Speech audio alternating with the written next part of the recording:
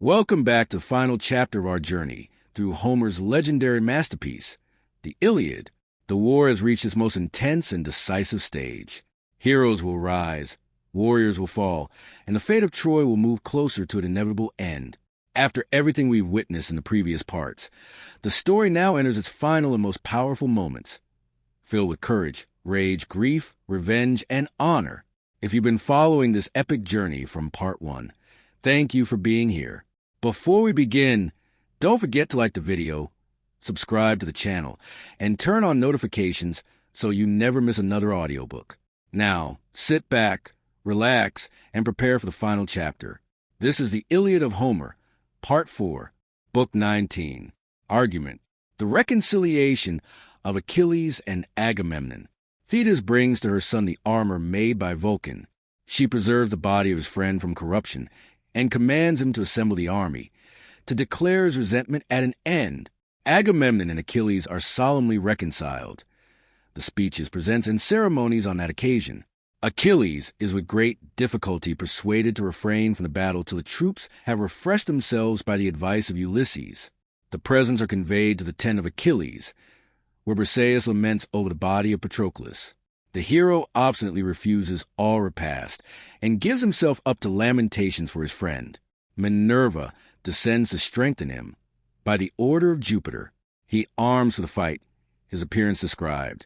He addresses himself to his horses and reproaches them with the death of Patroclus. One of them is miraculously endued with voice and inspired to prophesy his fate, but the hero, not astonished by that prodigy, rushes with fury to the combat. The 30th day. The scene is on the seashore. Soon as Aurora heaved her Orient head above the waves, that blushed with early red, with newborn day to gladden mortal sight, and gild the courts of heaven with sacred light, the immortal arms the goddess mother bears swift to her son. Her son she finds in tears stretched o'er Patroclus' corse, while all the rest her sovereign sorrows in her own expressed. A ray divine her heavenly presence shed, and thus his hands soft touching, Thetis said, "Suppress, my son, this rage of grief, and know it was not man but heaven that gave the blow. Behold what arms by Vulcan are bestowed, arms worthy thee or fit to grace a god." Then drops the radiant burden on the ground. Clang the strong arms and ring the shores around. Back shrink the Myrmidons with dread surprise, and from broad effulgence turn their eyes. Unmoved the hero kindles at the show, and feels with rage divine his bosom glow. From his fierce eyeballs living flames expire, and flash incessant like a stream of fire. He turns a radiant gift, and feeds his mind on all the immortal artist had designed. "Goddess," he cried, "these glorious arms, that shine with matchless art, confess the hand divine. Now to the bloody battle let me bend. But the relics of my slaughtered friend. In those wide wounds through which his spirit fled, shall flies and worms obscene pollute the dead." That unavailing care be laid aside, the azure goddess to her son replied. "Whole years untouched, uninjured shall remain, fresh as in life, the carcass of the slain. But go, Achilles, as affairs require, before the Grecian peers renounce thine ire. Then uncontrolled in boundless war engage, and heaven with strength supply the mighty rage." Thetis bringing the armor to Achilles, and in the nostrils of the slain she poured nectareous drops, and rich ambrosia showered o'er all the corse. The flies forbid their prey, untouched it rests, and sacred from decay. Achilles to the strand obedient went. The shores resounded with the voice he sent. The heroes heard, and all the naval train that tend the ships, or guide them o'er the main, alarmed, transported, at the well-known sound, frequent and full, the great assembly crowned. Studious to see the terror of the plain, long lost battle, shine in arms again. Tydides and Ulysses first appear, lame with their wounds and leaning on a spear. These on the sacred seats of council placed. The king of men, Atrides, came the last. He too sore wounded by Agenor's son. Achilles, rising in the midst, begun, "O monarch, better far had been the fate of thee, of me, of all the Grecian state, if, ere the day when by mad passion swayed, rash we contended for the black-eyed maid, preventing Jen had dispatched her dart, and shot the shining mischief to heart. Then many a hero had not pressed ashore, nor Troy's glad fields been fattened with our gore. Long, long shall Greece the woes we cause bewail, and sad posterity repeat the tale. But this no more the subject of debate, is past, forgotten, and resigned to fate. Why should, alas, a mortal man, as I, burn with a fury that can never die? Here then my anger ends. Let war succeed, and even as Greece has bled, let Ilion bleed. Now call the hosts, and try if in our sight Troy yet shall dare to camp a second night. I deem their mightiest, when this army knows, shall scape with transport and with joy repose. He said, his finished wrath with loud acclaim the Greeks accept and shout Pelides' name. When thus, not rising from his lofty throne, in state unmoved, the king of men begun, hear me, ye sons of Greece, with silence here, and grant your monarch an impartial ear, awhile your loud, untimely joy suspend, and let your rash, injurious clamors end. Unruly murmurs or ill-timed applause wrong the best speaker in the justest cause. Nor charge on me, ye Greeks, the dire debate. No, angry Jove and all-compelling fate, with fell Erinnys, urged my wrath that day when from Achilles' arms I forced a prey. What then could I against the will of heaven? Not by myself, but vengeful hate-driven. She, Jove's dread daughter, fated to infest a race of mortals, entered in my breast. Not on the ground that haughty fury treads, but prints her lofty footsteps on the heads of mighty men, inflicting, as she goes long festering wounds, inextricable woes. Of old, she stalked amid the bright abodes, and Jove himself, the sire of men and gods, the world's great ruler, felt her venom dart, deceived by Juno's wiles and female art. For when Alcmena's 9 long months were run, and Jove expected his immortal son, to gods and goddesses the unruly joy he showed, and vaunted of his matchless boy. From us, he said, this day an infant springs, fated to rule, and born a king of kings. Saturnia asked an oath, to vouch the truth, and fix dominion on the favored youth. The thunderer, unsuspicious of the fraud, pronounced those solemn words that bind a god. The joyful goddess from Olympus' height, swift to Achaean Argos bent her flight. Scarce 7 moons gone, lay Sthenelus' wife. She pushed her lingering infant into life. Her charms Alcmena's coming labor stay, and stopped the babe, just issuing to the day. Then bid Saturnius bear his oath in mind. A youth, said she, of Jove's immortal kind, is this day born. From Sthenelus he springs, and claims I promise to be king of kings. Grief seized the thunderer, by his oath engaged. Stung to the soul, he sorrowed and he raged. From his ambrosial head, where perched he sate, he snatched the fury goddess of debate, the dread, the irrevocable oath he swore, the immortal seat should ne'er behold her more, and whirled her headlong down, forever driven from bright Olympus and the starry heaven. Thence on the netherworld the fury fell, ordained with man's contentious race to dwell. Full oft the god his son's hard toils bemoaned, cursed the dire fury, and in secret groaned. Even thus, like Jove himself, was I misled, while raging Hector heaped our camps with dead. What can the errors of my rage atone? My martial troops, my treasures of thy own, this instant from the navy shall be sent whatever Ulysses promised at thy tent. But thou, appeased, propitious to our prayer, resume thy arms and shine again in war. O King of nations, whose superior sway, returns Achilles, all our hosts obey. To keep or send the presents be thy care. To us 'tis equal, all we ask is war. While yet we talk, or but an instant shun the fight, our glorious work remains undone. Let every Greek, who sees my spear confound the Trojan ranks, and deal destruction round, with emulation what I act survey, and learn from thence the business of the day. The son of Peleus thus, and thus replies the great in counsels, Ithacus the wise. Though godlike, thou art by no toils oppressed, at least our armies claim repast and rest. Long and laborious must the combat be, when by the gods inspired and led by thee. Strength is derived from spirits and from blood, and those augment by generous wine and food. What boastful son of war, without that stay, can last a hero through a single day? Courage may prompt, but ebbing out his strength, mere unsupported man must yield at length. Shrunk with dry famine, and with toils declined, the drooping body would desert the mind. But built anew with strength conferring fare, with limbs and soul untamed, he tires of war.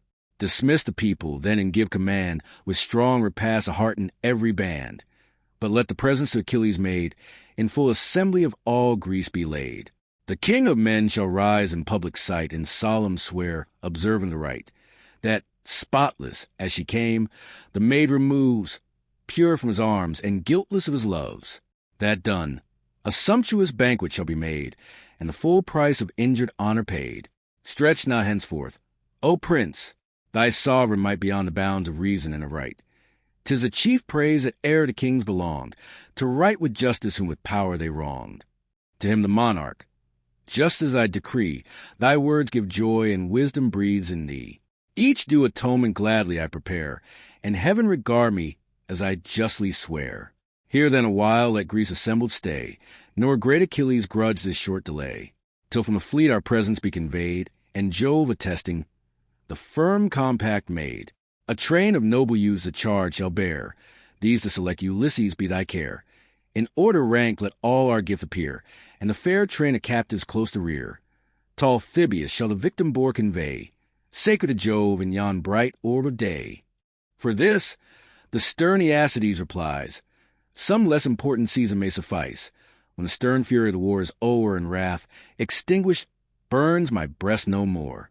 By Hector slain, their faces to the sky, all grim with gaping wounds, our heroes lie, those called to war.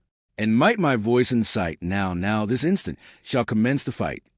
Then, when the day is complete, let generous bowls and copious banquets glad your weary souls.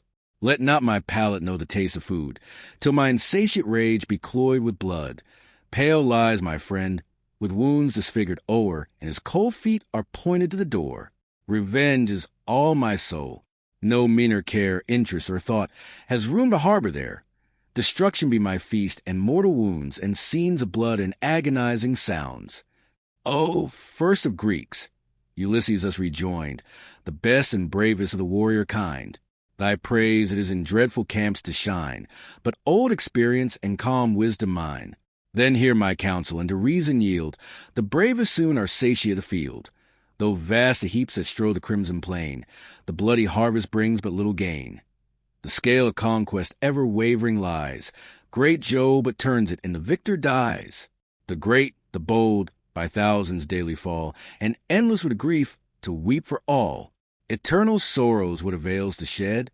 Greece honors not with solemn fast the dead.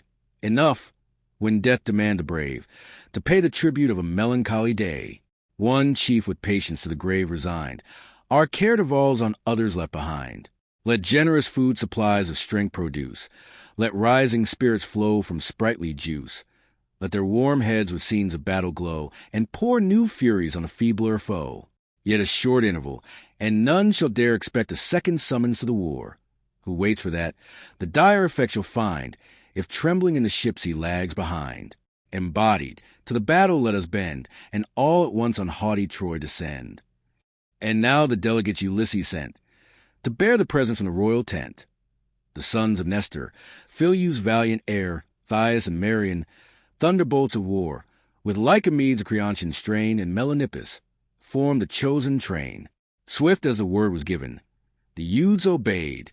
Twice 10 bright vases in the midst they laid, a row of 6 fair tripods and succeeds, and twice the number of high-bounding steeds. 7 captives next a lovely line compose, the 8 Briseis, like the blooming rose, close the bright band. Great Ithacus before, first the train, the golden talents bore. The rest in public view the chiefs dispose, a splendid scene. Then Agamemnon rose, the boar tall Thebius held. The Grecian lord drew the broad cutlass sheath beside his sword. The stubborn bristles from the victim's brow he crops, and offering meditates his vow. His hands uplifted to the attesting skies, on heaven's broad marble roof where fix his eyes. The solemn words a deep attention draw, and Greece around sat thrilled with sacred awe. Witness thou first, thou greatest power above, all good, all wise, and all-surveying Jove, and Mother Earth in heaven's revolving light, and ye, fell furies of the realms of night, who rule the dead, and horrid woes prepare for perjured kings, and all who falsely swear. The black-eyed maiden Violet removes, pure and unconscious of my manly loves. If this be false, heaven all its vengeance shed, and Lavelle thunder strike my guilty head. With that his weapon deep inflicts the wound, the bleeding savage tumbles to ground. The sacred herald rolls the victim slain, a feast for fish, into the foaming main. Then thus Achilles, "Hear, ye Greeks, and know whatever we feel. 'Tis Jove inflicts the woe. Not else Atrides could our rage inflame, nor from my arms, unwilling, force the dame. 'Twas Jove's high will alone, O erling all, that doomed our strife, and doomed the Greeks to fall. Go then, ye chiefs, indulge the genial rite. Achilles waits ye and expects the fight." The speedy council at his word adjourned. To their black vessels all the Greeks returned. Achilles sought his tent. His train before marched onward, bending with the gifts they bore. Those in the tents the squires industrious spread. The foaming coursers to the stalls they led. To their new seats the female captives move. Briseis, radiant as the queen of love, slow as she passed, beheld with sad survey where, gashed with cruel wounds, Patroclus lay. Prone on the body fell the heavenly fair, beat her sad breast, and tore her golden hair, all beautiful in grief. Her humid eyes shining with tears she lifts, and thus she cries, "Ah, youth forever dear, forever kind, once tender friend of my distracted mind. I left thee fresh in life, in beauty gay, now find thee cold, inanimate clay. What woes my wretched race of life attend? Sorrows on sorrows, never doomed to end. The first loved consort of my virgin bed before these eyes in fatal battle bled. My 3 brave brothers in one mournful day all trod the dark, irremediable way. Thy friendly hand upreared me from the plain, and dried my sorrows for a husband slain.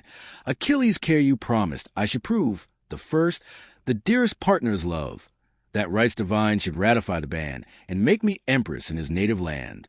Accept these grateful tears. For thee they flow, for thee that ever felt another's woe. Her sister captives echoed groan for groan, nor mourned Patroclus' fortunes, but their own. The leaders press a chief on every side. Unmoved he heard them, and with sighs denied. If yet Achilles of a friend, whose care has been to please him, this request forbear, till yonder sun descend. Ah, let me pay to grief and anguish one abstemious day. He spoke, and from the warriors turned his face, yet still the brother kings of Atreus' race. Nestor, Idomeneus, Ulysses sage, and Phoenix strive to calm his grief and rage. His rage they calm not, nor his grief control. He groans, he raves, he sorrows from his soul. Thou too, Patroclus, thus his heart he vents. Once spread the inviting banquet in our tents. Thy sweet society, thy winning care, one stayed Achilles, rushing to the war. But now, alas, to death's cold arms resigned. What banquet but revenge can glad my mind? What greater sorrow could afflict my breast? What more if hoary Peleus were deceased? Who now, perhaps, in Thyia dreads to hear his son's sad fate, and drops a tender tear? What more, should Neoptolemus the brave, my only offspring, sink into the grave? If yet that offspring lives, I distant far of all neglectful, wage a hateful war. I could not this cruel stroke attend. Fate claimed Achilles, but might spare his friend. I hope Patroclus might survive, to rear my tender orphan with a parent's care. From Scyros I'll conduct him o'er the main, and glad his eyes with his paternal reign, the lofty palace, and the large domain. For Peleus breathes no more the vital air, or drags a wretched life of age and care, but till the news of my sad fate invades his hastening soul, and sinks him to the shades. Sighing, he said, his grief the heroes joined. Each stole a tear for what he left behind. Their mingled grief the sire of heaven surveyed, and thus with pity to his blue-eyed maid. Is then Achilles now no more thy care, and dost thou thus desert the great in war? Lo, where yon sails their canvas wings extend, all comfortless he sits, and wails his friend. Ere thirst and want his forces have oppressed, haste and infuse ambrosia in his breast. He spoke, and sudden at the word of Jove, shot the descending goddess from above. So swift through ether the shrill harpy springs, the wide air floating to her ample wings. To great Achilles she her flight addressed, and poured divine ambrosia in his breast with nectar sweet, refection of the gods. Then, swift ascending, sought the bright abodes. Now issue from the ships the warrior train, and like a deluge poured upon the plain. As when the piercing blasts of Boreas blow, and scatter o'er the fields the driving snow. From dusky clouds the fleecy winter flies, whose dazzling luster whitens all the skies. So helms succeeding helms, So shields from shields catch the quick beams and brighten all the fields, broad glittering breastplates, spears with pointed rays, mix in one stream, reflecting blaze on blaze. Thick beats the center as the coursers bound, with splendor flame the skies, and laugh the field around, full in the midst, high towering o'er the rest, his limbs and arms divine Achilles dressed, arms which the father of the fire bestowed, forged on eternal anvils of the god. Grief and revenge his furious heart inspire, his glowing eyeballs roll with living fire. He grinds his teeth, and furious with delay o'erlooks the embattled host, and hopes the bloody day. The silver cuishes first his thighs enfold, then o'er his breast was braced a hollow gold. The brazen sword of various baldric tied, that, starred with gems, hung glittering at his side. And like the moon, the broad refulgent shield blazed with long rays, and gleamed athwart the field. So to night-wandering sailors, pale with fears, wide o'er the watery waste, a light appears, which on a far-seen mountain blazing high, streams from some lonely watchtower to the sky. With mournful eyes they gaze, and gaze again. Loud howls the storm, and drives them o'er the main. Next his high head the helmet graced. Behind the sweepy crest hung, floating in the wind, like the red star that from his flaming hair shakes down diseases, pestilence, and war. So streamed the golden honors from his head, trembled the sparkling plumes, and the loose glory shed. The chief beholds himself with wondering eyes. His arms he poises, and his motions tries. Buoyed by some inward force, he seems to swim, and feels a pinion lifting every limb. And now he shakes his great paternal spear, ponderous and huge, which not a Greek could rear, from Pelion's cloudy top and ashen tire old Chiron felled, and shaped it for his sire, a spear which stern Achilles only wields, the death of heroes and the dread of fields. Automedon and Alcimus prepare the immortal coursers in the radiant car, the silver traces sweeping at their side winky face, their fiery mouths resplendent bridles tied, the ivory-studded reins, returned behind, waved o'er their backs, and to the chariot joined. The charioteer then whirled the lash around, and swift ascended at one active bound. All bright in heavenly arms, above his squire Achilles mounts, and sets the field on fire. Not brighter Phoebus in ethereal way flames from his chariot, and restores the day. High o'er the host, all terrible he stands, and thunders to his steeds these dread commands. Xanthus and Balius, of Podargus strain, unless ye boast a heavenly race in vain. Be swift, be mindful of the load ye bear, and learn to make your master more your care. Do falling squadrons bear my slaughtering sword, nor, as ye left Patroclus, leave your lord. The generous Xanthus, as the words he said, seemed sensible of woe, and drooped his head. Trembling he stood before the golden wain, and bowed to dusty honors of his mane. When, strange to tell, so Juno willed, he broke eternal silence, and portentous spoke. Achilles, yes, this day at least we bear thy rage in safety to the files of war. But come it will, the fatal time must come. Not ours a fault, but God decrees thy doom. Not through our crime or slowness in the course fell thy Patroclus, but by heavenly force. The bright far-shooting god, who gilds the day, confess we saw him, tore his arms away. No, could our swiftness o'er the winds prevail, or beat the pinions of the western gale, all were in vain. The fates thy death demand, due to a mortal and immortal hand.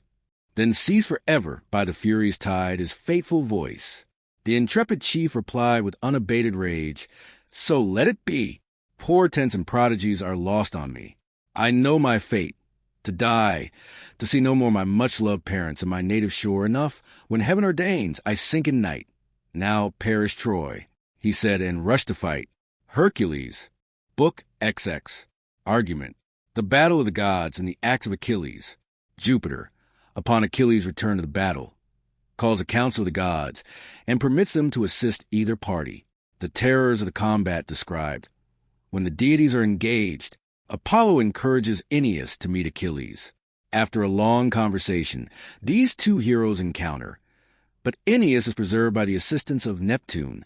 Achilles falls upon the rest of the Trojans, and is upon the point of killing Hector, but Apollo conveys him away in a cloud. Achilles pursues the Trojans with a great slaughter. The same day continues. The scene is in the field before Troy. Thus round Pelides breathing war and blood grease, sheathed in arms, beside her vessel stood. While near impending from a neighboring height, Troy's black battalions wait the shock of fight. Then Jove to Themis gives command to call the gods to council in the starry hall. Swift o'er Olympus' 100 hills she flies, and summons all the sen of the skies. These shining on, in long procession come to Jove's eternal adamantine dome. Not one was absent, not a rural power that haunts the verdant gloom or rosy bower, each fair-haired dry to the shady wood, each azure sister the silver flood, all but old ocean, hoary sire, who keeps his ancient seat beneath the sacred deeps, on marble thrones with lucid columns crowned, the work of Vulcan, sat the powers around. Even he whose trident sways the watery rain heard the loud summons, and forsook the main, assumed his throne amid the bright abodes, and questioned thus the sire of men and gods. What moves the god who heaven and earth commands, and grasps the thunder in his awful hands? Thus to convene the whole ethereal state? Is Greece and Troy the subject in debate? Already met. The lowering hosts appear, and death stands ardent on the edge of war. 'Tis true, the cloud-compelling power replies. This day we call to council the skies and care human race. Even Jove's own Achilles would regret unhappy mortals die. Far on Olympus' top, in secret state ourself will sit, and see the hand of fate work out our will. Celestial powers, descend, and as your minds direct, your succor lend to either host. Troy soon must lie o'erthrown, if uncontrolled Achilles fights alone. Their troops but lately durst not meet his eyes. What can they now, if in his rage he rise? Assist them, gods, or Ilion's sacred wall may fall this day, though fate forbids a fall. He said, and fired their heavenly breasts with rage. On adverse parts the warring gods engage, heaven's awful queen, and whose azure round girds a vast globe, the maid in arms renowned, Hermes, a profitable arts sire, and Vulcan, the black sovereign of the fire. These to the fleet repair with instant flight. The vessels tremble as the gods alight. In aid of Troy, Latona, Phoebus came, Mars fiery-helmed, the laughter-loving dame, Xanthus, whose streams in golden currents flow, and the chaste huntress of the silver bow. Ere yet the gods their various aid employ, each Argive bosom swelled with manly joy, while great Achilles, terror of the plain, long lost battle, shone in arms again. Dreadful he stood in front of all his host. Pale Troy beheld, and seemed already lost. Her bravest heroes pant with inward fear, and trembling see another god of war. But when the powers descending swelled the fight, then tumult rose. Fierce rage and pale fright varied each face. Then discord sound alarms, earth echoes, and the nations rush to arms. Now through the trembling shores Minerva calls, and now she thunders from the Grecian walls. Mars hovering o'er his Troy, his terror shrouds in gloomy tempests, and a night of clouds. Now through each Trojan heart he fury pours with voice divine from Ilion's topmost towers. Now shouts the Simois from her beauteous hill. The mountain shook, the rapid stream stood still. Above, the sire of gods as thunder rolls, and peals on peals redoubled rend the poles. Beneath, stern Neptune shakes the solid ground. The forests wave, the mountains nod around. Through all their summits tremble Ida's woods, and from their sources boil her 100 floods. Troy's turrets totter on the rocking plain, and the tossed navies beat the heaving main. Deep in the dismal regions of the dead, the infernal monarch reared his horrid head, leaped from his throne, lest Neptune's arm should lay his dark dominions open to the day, and pour in light on Pluto's drear abodes, abhorred by men and dreadful even to gods. The gods descending to battle such war the immortals wage. Such horrors rend the world's vast concave when the gods contend. First silver-shafted Phoebus took the plain against blue Neptune, monarch of the main. The god of arms his giant bulk displayed, opposed to Pallas, war's triumphant maid. Against Latona marched the son of May, the quiver Dian, sister of the day, her golden arrows sounding at her side. Saturnia, majesty of heaven, defied. With fiery Vulcan last in battle stands a sacred flood that rolls on golden sands. Xanthus is named with those of heavenly birth, but called Scamander by the sons of earth. While thus the gods in various league engage, Achilles glowed with more than mortal rage. Hector he sought. In search of Hector turned his eyes around, for Hector only burned, and burst like lightning through the ranks, and vowed to glut the god of battles with his blood. Aeneas was the first who dared to stay. Apollo wedged him in the warrior's way, but swelled his bosom with undaunted might, half forced and half persuaded to the fight, like young Lycan of the royal line, in voice and aspect, seemed a power divine, and bade the chief reflect how late with scorn and distant threats he braved the goddess-born. Then thus the hero of Anchises strain, to meet Pelides you persuade in vain. Already have I met, nor void of fear observed the fury of his flying spear. From Ida's woods he chased us afield, our force he scattered, and our herds he killed. Lyrnessus, Pedasus, and ashes lay, but Jove assisting, I survived the day, else had I sunk oppressed in fatal fight by fierce Achilles and Minerva's might. Where'er he moved, the goddess shone before, and bathed his brazen lance in hostile gore. What mortal man Achilles can sustain?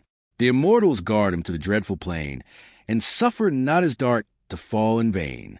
Were God my aid, this arm should check his power, though strong in battle as a brazen tower. To whom the son of Jove, that god implore, and be what great Achilles was before. From heavenly Venus thou deriv'st thy strain, and he but from a sister the main, an aged sea-god father of his line, but Jove himself the sacred source of thine. Then lift thy weapon for a noble blow, nor fear the vaunting of a mortal foe. This said, and spirit breathed into his breast. Through the thick troops the emboldened hero pressed. His venturous act the wide-armed queen surveyed, and thus, assembling all the powers, she said, Behold in action, gods! That claims your care. Lo, great Aeneas rushing to the war. Against Pelides he directs his course. Phoebus impels, and Phoebus gives him force. Restrain his bold career. At least, to attend our favorite hero, let some power descend. To guard his life, and add to his renown, we, the great armament of heaven, came down. Hereafter let him fall, as fate's design, that spun so short his life's illustrious line, but lest some adverse god now cross his way. Give him and know what powers assist this day. For how shall mortals stand at dire alarms, when heaven's refulgent hosts appear in arms? Thus she, and thus the god whose force can make the solid globe's eternal basis shake. Against the might of man, so feeble known, why should celestial powers exert their own? Suffice from yonder mount to view the scene, and leave to war the fates of mortal men. But the Armipotent or god of light obstruct Achilles, or commence the fight. Thence on the gods of Troy we swift descend. Full soon, I doubt not, shall the conflict end, and these, in ruin and confusion hurled, yield to our conquering arms the lower world. Thus having said, the tyrant of the sea, Coerulean Neptune rose and led the way. Advanced upon the field there stood a mound of earth congested, walled, and trenched around. In elder times a guard Iliad made, the work of Trojans with Minerva's aid. What time a vengeful monster the main swept the wide shore, and drove him to the plain. Here Neptune and the gods of Greece repair, with cloud encompass and a veiled air. The adverse powers, around Apollo laid, crowned the fair hills at silver Samoi's shade. In circle close each heavenly party sat, intent to form the future scheme of fate. But mixed not yet in fight, though Jove on high gives a loud signal, and the heavens reply. Meanwhile the rushing armies hide the ground. The trampled center yield a hollow sound. Steeds case in mail, and chiefs in armor bright. The gleaming champaign glows with brazen light. Amid both hosts, a dreadful space, appear their great Achilles, bold Aeneas here. With towering strides Aeneas first advanced. The nodding plumage on his helmet danced. Spread o'er his breast a fencing shield he bore, and so he moved his javelin flamed before. Not so Pelides. Furious to engage, he rushed impetuous. Such the lion's rage, who viewing first his foes with scornful eyes, though all in arms the peopled city rise, stalks careless on, with unregarding pride. Till at the length by some brave youth defied, to his bold spear the savage turned alone, he murmurs fury with a hollow groan. He grins, he foams, he rolls his eyes around, lashed by his tail his heaving sides resound. He calls up all his rage. He grinds his teeth, resolved on vengeance, or resolved on death. So fierce Achilles on Aeneas flies, so stands Aeneas and his force defies. Ere yet the stern encounter joined, begun the seed of Thetis, thus to Venus' son. Why comes Aeneas through the ranks so far? Seeks he to meet Achilles' arm in war, in hope the realms of Priam to enjoy, and prove his merits to the throne of Troy? Grant that beneath thy lance Achilles dies, the partial monarch may refuse the prize. Sons he has many, those thy pride may quell, And 'tis his fault to love those sons too well, or, in reward of thy victorious hand, has Troy proposed some spacious tract of land, an ample forest, or a fair domain, of hills for vines, and arable for grain? Even this, perhaps, will hardly prove thy lot. But can Achilles be so soon forgot? Once, as I think, you saw this brandished spear, and then the great Aeneas seemed to fear. With hearty haste from Ida's mount he fled, nor, till he reached Lyrnessus, turned his head. Her lofty walls not long our progress stayed. Those Pallas, Jove, and we, in ruins laid. In Grecian chains her captive race were cast. 'Tis true, the great Aeneas fled too fast. Defrauded of my conquest once before, what then I lost, the gods this day restore. Go, while thou mayst avoid the threatened fate. Fools stay to feel it, and are wise too late. To this Anchises' son, such words employ to one that fears thee, some unwarlike boy. Such we disdain. The best may be defied with mean reproaches and unmanly pride, unworthy the high race from which we came proclaimed so loudly by the voice of fame. Each from illustrious fathers draws his line, each goddess-born, half human, half divine.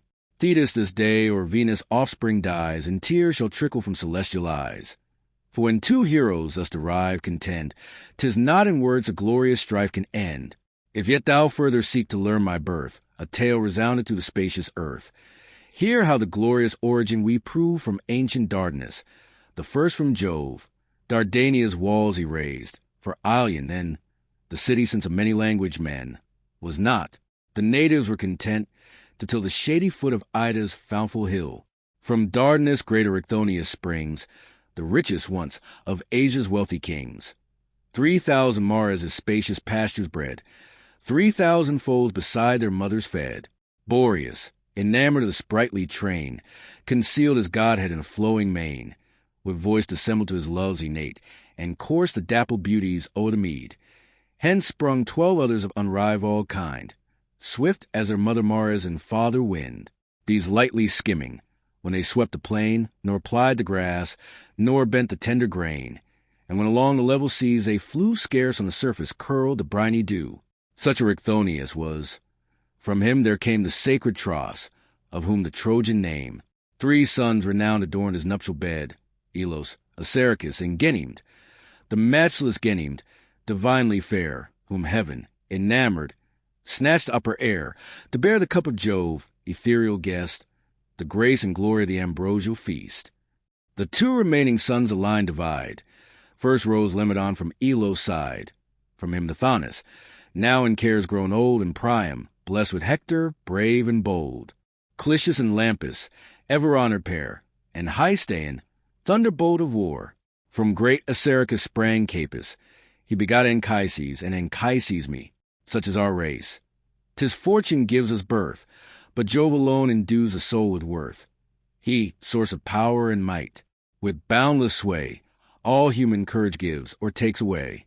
Long in the field of word we may contend, reproach is infinite and knows no end, armed or with truth or falsehood, right or wrong. So voluble a weapon is the tongue.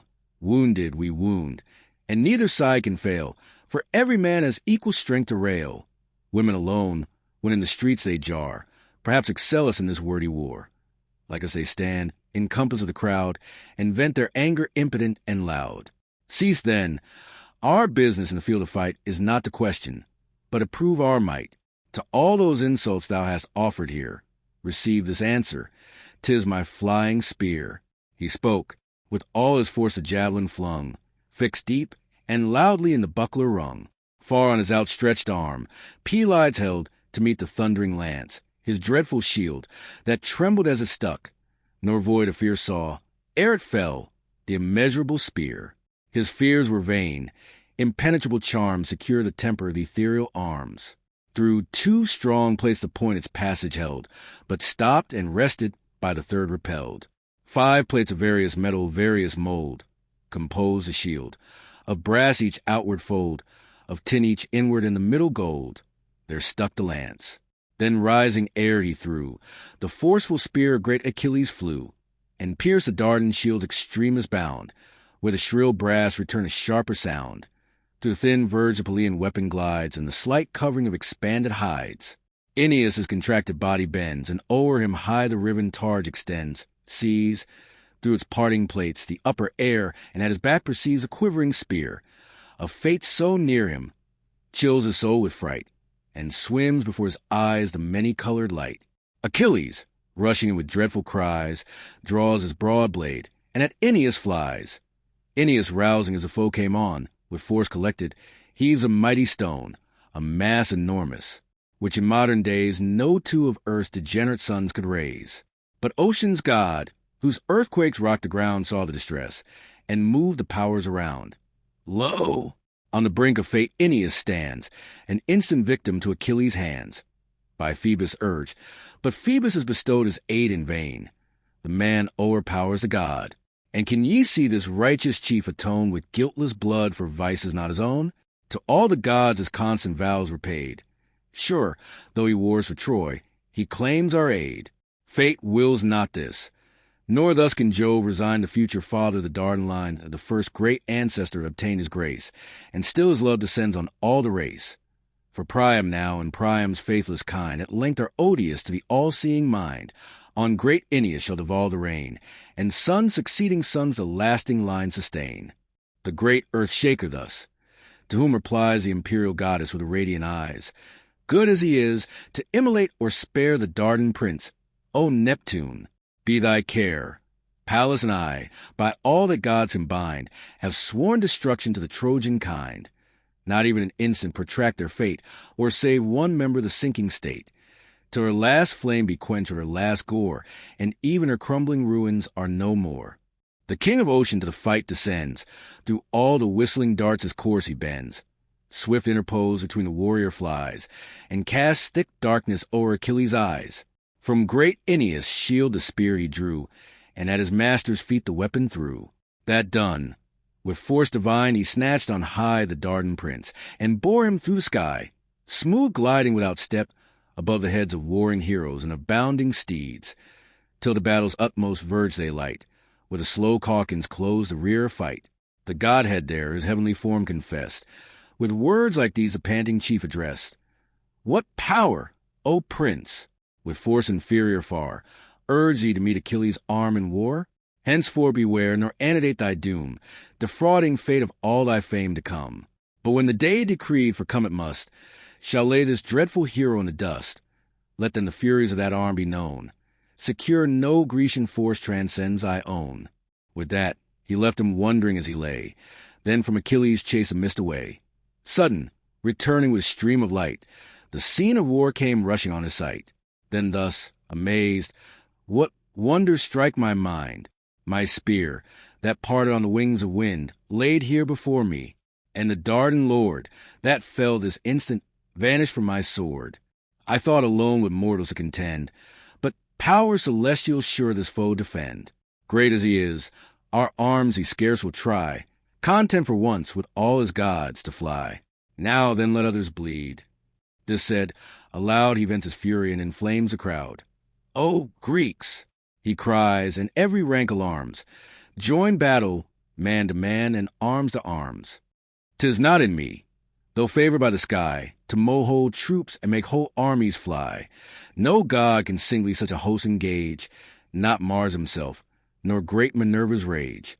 But whatsoe'er Achilles can inspire, whatever of active force or acting fire, whatever this heart can prompt or hand obey, all Achilles, Greeks, is yours today. Through yon wide host this arm shall scatter fear, and thin the squadrons with my single spear. He said, nor less elate with martial joy, the godlike Hector warmed the troops of Troy. Trojans to war! Think, Hector leads you on, nor dread the vaunts of Peleus' haughty son. Deeds must decide our fate. E'en these with words insult the brave, who tremble at their swords. The weakest atheist wretch all heaven defies, but shrinks and shudders when the thunder flies. Nor from yon boaster shall your chief retire, not though his heart were steel, his hands were fire. That fire, that steel, your Hector should withstand, and brave that vengeful heart, that dreadful hand. Thus, breathing rage through all, the hero said, a wood of lances rises round his head. Clamors on clamors tempest all the air, they join, they throng, they thicken to the war. But Phoebus warns him from high heaven to shun the single fight with Thetis' godlike son, more safe to combat in the mingled band, nor tempt too near the terrors of his hand. He hears, obedient to the god of light, and, plunged within the ranks, awaits the fight. Then fierce Achilles, shouting to the skies, on Troy's whole force with boundless fury flies. First falls Ephesian at his army's head. Brave was the chief, and brave the host he led. From great Otrinius he derived his blood. His mother was a Nais of the flood. Beneath the shades of Molus, crowned with snow, from Hyde's walls he ruled the lands below. Fierce as he springs, the sword his head divides. The parted visage falls on equal sides. With loud resounding arms he strikes the plain, while thus Achilles glories o'er the slain. Lie there, Otrin tides. The Trojan earth receives thee dead, though Gyge boast thy birth. Those beauteous fields where hillless waves are rolled, and plenteous Herma swells with tides of gold, are thine no more. The insulting hero said, and left him sleeping in eternal shade. The rolling wheels of Greece the body tore, and dashed their axles with no vulgar gore. Demoleon next, Antenor's offspring, laid breathless in dust, the price of rashness paid. The impatient steel with full descending sway forced through his brazen helmet's furious way. Resistless drove the battered skull before, and dashed and mingled all the brains with gore. This sees Hippodamus, and seized with fright, deserts his chariot for a swifter flight. The lance arrests him. An ignoble wound the panting Trojan rivets to ground. He groans away his soul. Not louder roars. At Neptune's shrine on Helicia's high shores, the victim bull. The rocks rebellow round, and ocean listens to grateful sound. Then fell on Polydor's vengeful rage the youngest hope of Priam's stooping age, whose feet for swiftness in the race surpassed. Of all his sons the dearest and the last. To the forbidden field he takes his flight, in the first folly of a youthful knight.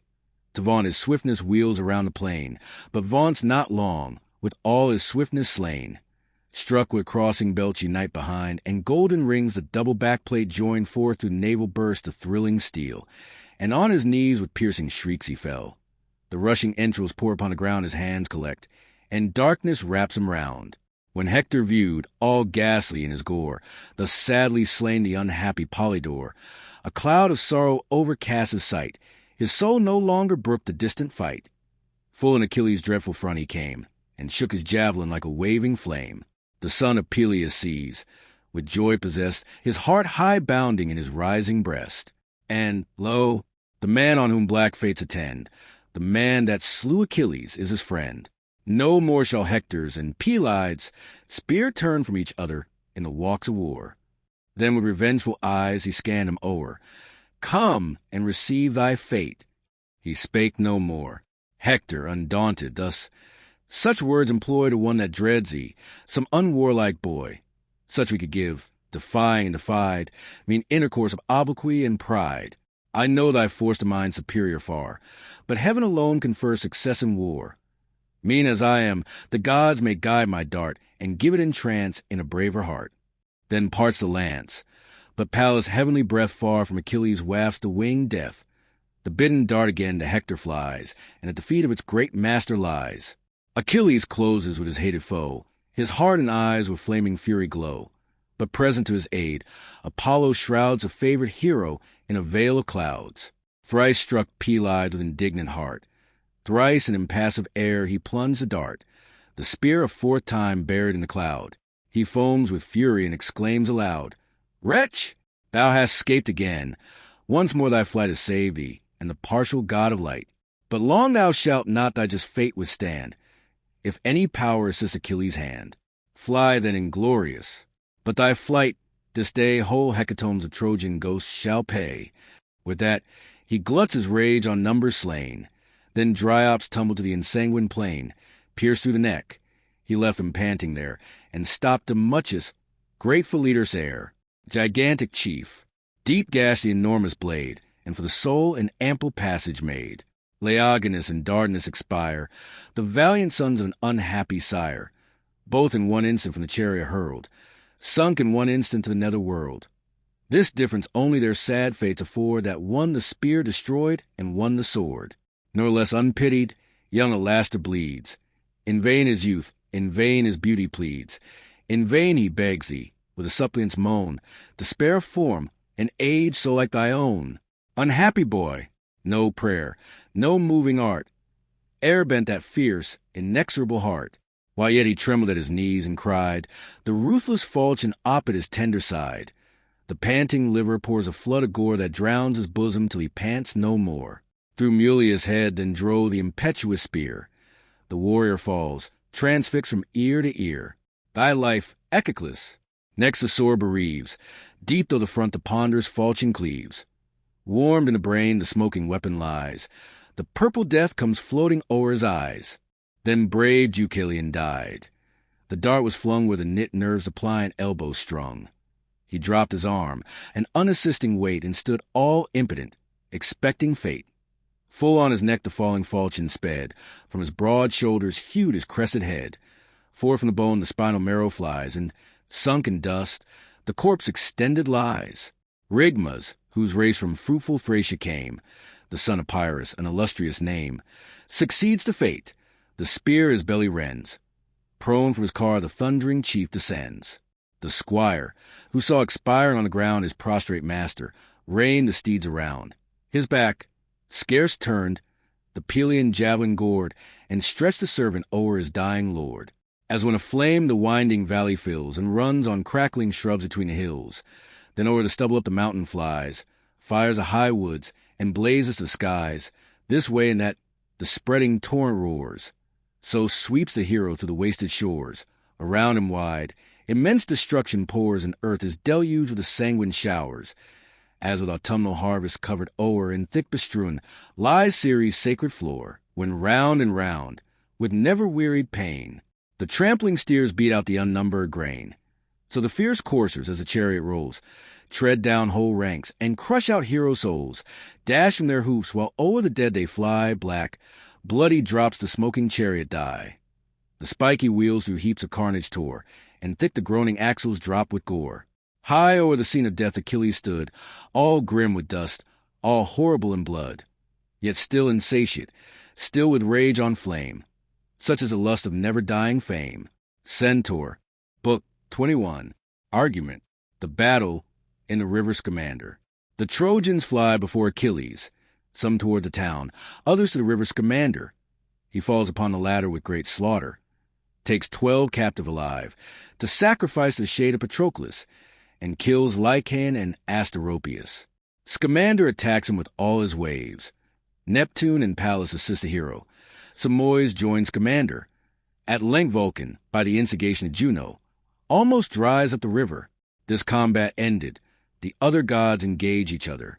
Meanwhile Achilles continues the slaughter, drives the rest into Troy. Agenor only makes a stand, and is conveyed away in a cloud by Apollo, who, to delude Achilles, takes upon him Agenor's shape, and while he pursues in that disguise, gives the Trojans an opportunity of retiring into their city. The same day continues. The scene is on the banks and in the stream of Scamander, and now to Xanthus' gliding stream they drove, Xanthus, immortal progeny of Jove. The river here divides a flying train. Part of the town fly diverse o'er the plain, where late their troops triumphant bore the fight, now chased and trembling in ignoble flight. These were gathered midst Satunia's shrouds, and rolls behind the rout a heap of clouds. Part plunge into the stream. Old Xanthus roars. The flashing billows beat the whitened shores. With cries promiscuous all the banks resound, and here and there, in eddies whirling round, the flouncing steeds and shrieking warriors drowned. As the scorched locusts from their fields retire, while fast behind them runs a blaze of fire, driven from the land before the smoky cloud, the clustering legions rush into flood. So, plunged in Xanthus by Achilles' force, roars a resounding surge with men and horse. His bloody lance the hero casts aside, which spreading tamarisk on a margin hide. Then, like a god, the rapid billows braves, armed with a sword, high brandished o'er the waves.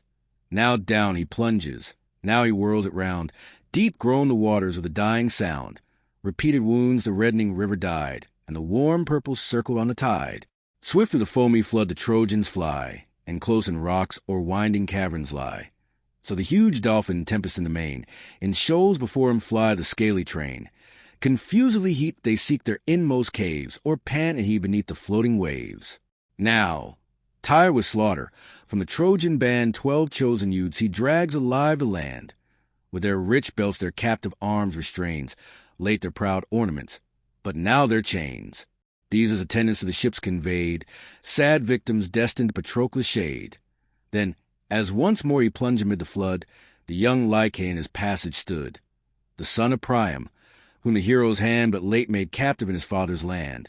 As from a sycamore, his sounding steel lopped the green arms to spoke a chariot wheel. To Lemnos how he sold a royal slave, where Jason's son the price demanded gave. But kind Aetion, touching on the shore, the ransom prince to fair Arisbe bore. 10 days were past. Since his father's reign he felt the sweets of liberty again. The next, that God whom men in vain withstand gives the same youth to the same conquering hand, now never to return, and doomed to go a sadder journey, to the shades below. His well-known face when great Achilles eyed, the helm and visor he cast aside with wild affright, and dropped upon the field his useless lance and unavailing shield. As trembling, panting, from the stream he fled, and knocked his faltering knees, the hero said, "Ye mighty gods, what wonders strike my view? Is it in vain our conquering arms subdue? Sure I shall see yon heaps of Trojans killed rise from the shades, and brave me on the field, as now the captive whom so late I bound and sold to Lemnos, stalks on Trojan ground.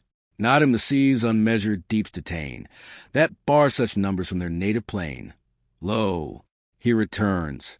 Try, then, my flying spear.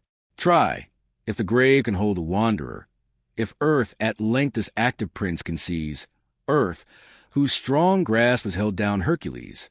Thus while he spoke, the Trojan, pale with fears, approached, and sought his knees with suppliant tears, loath as he was to yield his youthful breath, and his soul shivering at the approach of death.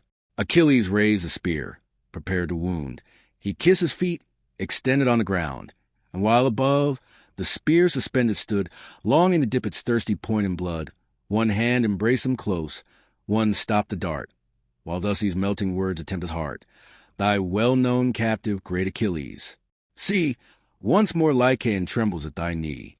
Some pity to a suppliant's name afford, who shared the gifts of Ceres at thy board, whom late thy conquering arm to Lemnos bore, far from his father, friends, and native shore. 100 oxen were his price that day, now sums immense thy mercy shall repay. Scarce respite from woes I yet appear, and scarce 12 morning suns have seen me here. Lo, Jove again submits me to thy hands, again her victim cruel fate demands. I sprang from Priam and Lautho fair, old Alta's daughter and Lelegia's heir, who held in Pedasus his famed abode, and ruled the fields where silver Satnio flowed. 2 sons, alas, unhappy sons, she bore, for one spear shall drink each brother's gore, and I succeed to slaughtered Polydore. How from that arm of terror shall I fly? Some demon urges, 'tis my doom to die. If ever yet soft pity touch thy mind, think not me too much of Hector's kind. Not the same mother gave thy suppliant breath, but his who wrought thy love Patroclus' death." These words, attended with shower of tears, the youth addressed to unrelenting ears. Talk not of life or ransom, he replies, Patroclus dead. Whoever meets me dies. In vain a single Trojan sues for grace, but least the sons of Priam's hateful race. Die then, my friend, what boots it to deplore? The good Patroclus is no more. He, far thy better, was foredoomed to die, and now, dost thou bewail mortality? Sayest thou not me, whom nature's gifts adorn, sprung from a hero, from a goddess born? The day shall come, which nothing can avert, when by the spear, the arrow, or the dart, by night or day, by force or by design, impending death and certain fate are mine. Die then, he said, and as the word he spoke, the fainting stripling sank before the stroke. His hand forgot its grasp, and left the spear, while all his trembling frame confessed his fear. Sudden, Achilles his broadsword displayed, and buried in his neck the reeking blade. Prone fell the youth, and panting on the land, the gushing purple dyed the thirsty sand. The victor to the stream the carcass gave, and thus insults him, floating on the wave. "Lie there, Lycaon! Let the fish around thy bloated corpse, and suck thy gory wound. There no sad mother shall thy funerals weep, but swift scamander roll thee to the deep, whose every wave some watery monster brings, to feast unpunished on the fat of kings. So perish Troy and all the Trojan line, such ruin theirs, and such compassion mine. What boots ye now's commander's worship stream, his earthly honors and immortal name? In vain your immolated bulls are slain, your living coursers glut his gulfs in vain. Thus he rewards you with this bitter fate, thus till the Grecian vengeance is complete. Thus is atoned Patroclus' honored shade, and the short absence of Achilles paid. These boastful words provoke the raging god, with fury swells a violated flood. What means divine may yet the power employ to check Achilles, and to rescue Troy?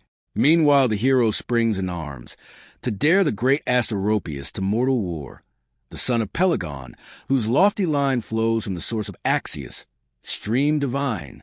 Fair Peribea's love the god had crowned, with all his refluent waters circled round. On him Achilles rushed. He fearless stood, and shook 2 spears, advancing from the flood. The flood impelled him on Pelides' head to avenge his waters choked with heaps of dead. Near as they drew, Achilles thus began, What art thou, boldest of the race of man? Who, or from whence? Unhappy is the sire whose son encounters our resistless ire. O son of Peleus, what avails to trace, replied the warrior, our illustrious race? From rich Paeonia's valleys I command, armed with protended spears, my native band. Now shines the 10th bright morning since I came in aid of Ilion to the fields of fame. Axius, who swells with all the neighboring rills, and wide around the floated region fills, begot my sire, whose spear much glory won. Now lift thy arm, and try the hero's son. Threatening, he said, the hostile chiefs advance. At once Asteropaeus discharged each lance, for both his dexterous hands a lance could wield. One struck, but pierced not the Vulcanian shield. One razed Achilles' hand. The spouting blood spun forth. In earth the fastened weapon stood. Like lightning next the Pelean javelin flies. Its erring fury hissed along the skies. Deep in the swelling bank was driven the spear, even to the middle earth, and quivered there. Then from his side the sword Pelides drew, and on his foe with double fury flew. The foe thrice tugged and shook the rooted wood. Repulsive of his might the weapon stood. The 4th, he tries to break the spear in vain. Bent as he stands, he tumbles the plain, his belly open with a ghastly wound. The reeking entrails pour upon the ground. Beneath the hero's feet he panting lies, and his eye darkens, and his spirit flies. While the proud victor thus triumphing said, his radiant armor tearing from the dead, So ends thy glory, such the fate they prove, who strive presumptuous with the sons of Jove. Sprung from a river, didst thou boast thy line? But great Saturnius is the source of mine. How durst thou vaunt thy watery progeny? Of Peleus, Aeacus, and Jove am I, the race of thee superior far to those, as he that thunders the stream that flows. What rivers can Scamander might have shown, but Jove he dreads, nor wars against the sun. Even Achilles might contend in vain, and all the roaring billows of the main. The eternal ocean, from whose fountains flow the seas, the rivers, and the springs below, the thundering voice of Jove abhors to hear, and in his deep abysses shakes with fear. He said, then from the bank his javelin tore, and left the breathless warrior in his gore. The floating tides a bloody carcass lave, and beat against it, wave succeeding wave, till, rolled between the banks, it lies the food of curling eels and fishes of the flood. All scattered round the stream, their mightiest slain. The amazed Paeonians scour along the plain. He vents his fury on flying crew. Thrasius, Astoplus, and Nisus slew. Mydon, Thersilochus, with Aeneas, fell, and numbers more his lance had plunged to hell. But from the bottom of his gulfs profound Scamander spoke. The shores returned sound. O first immortals, for the gods are thine, in valor matchless, and in force divine.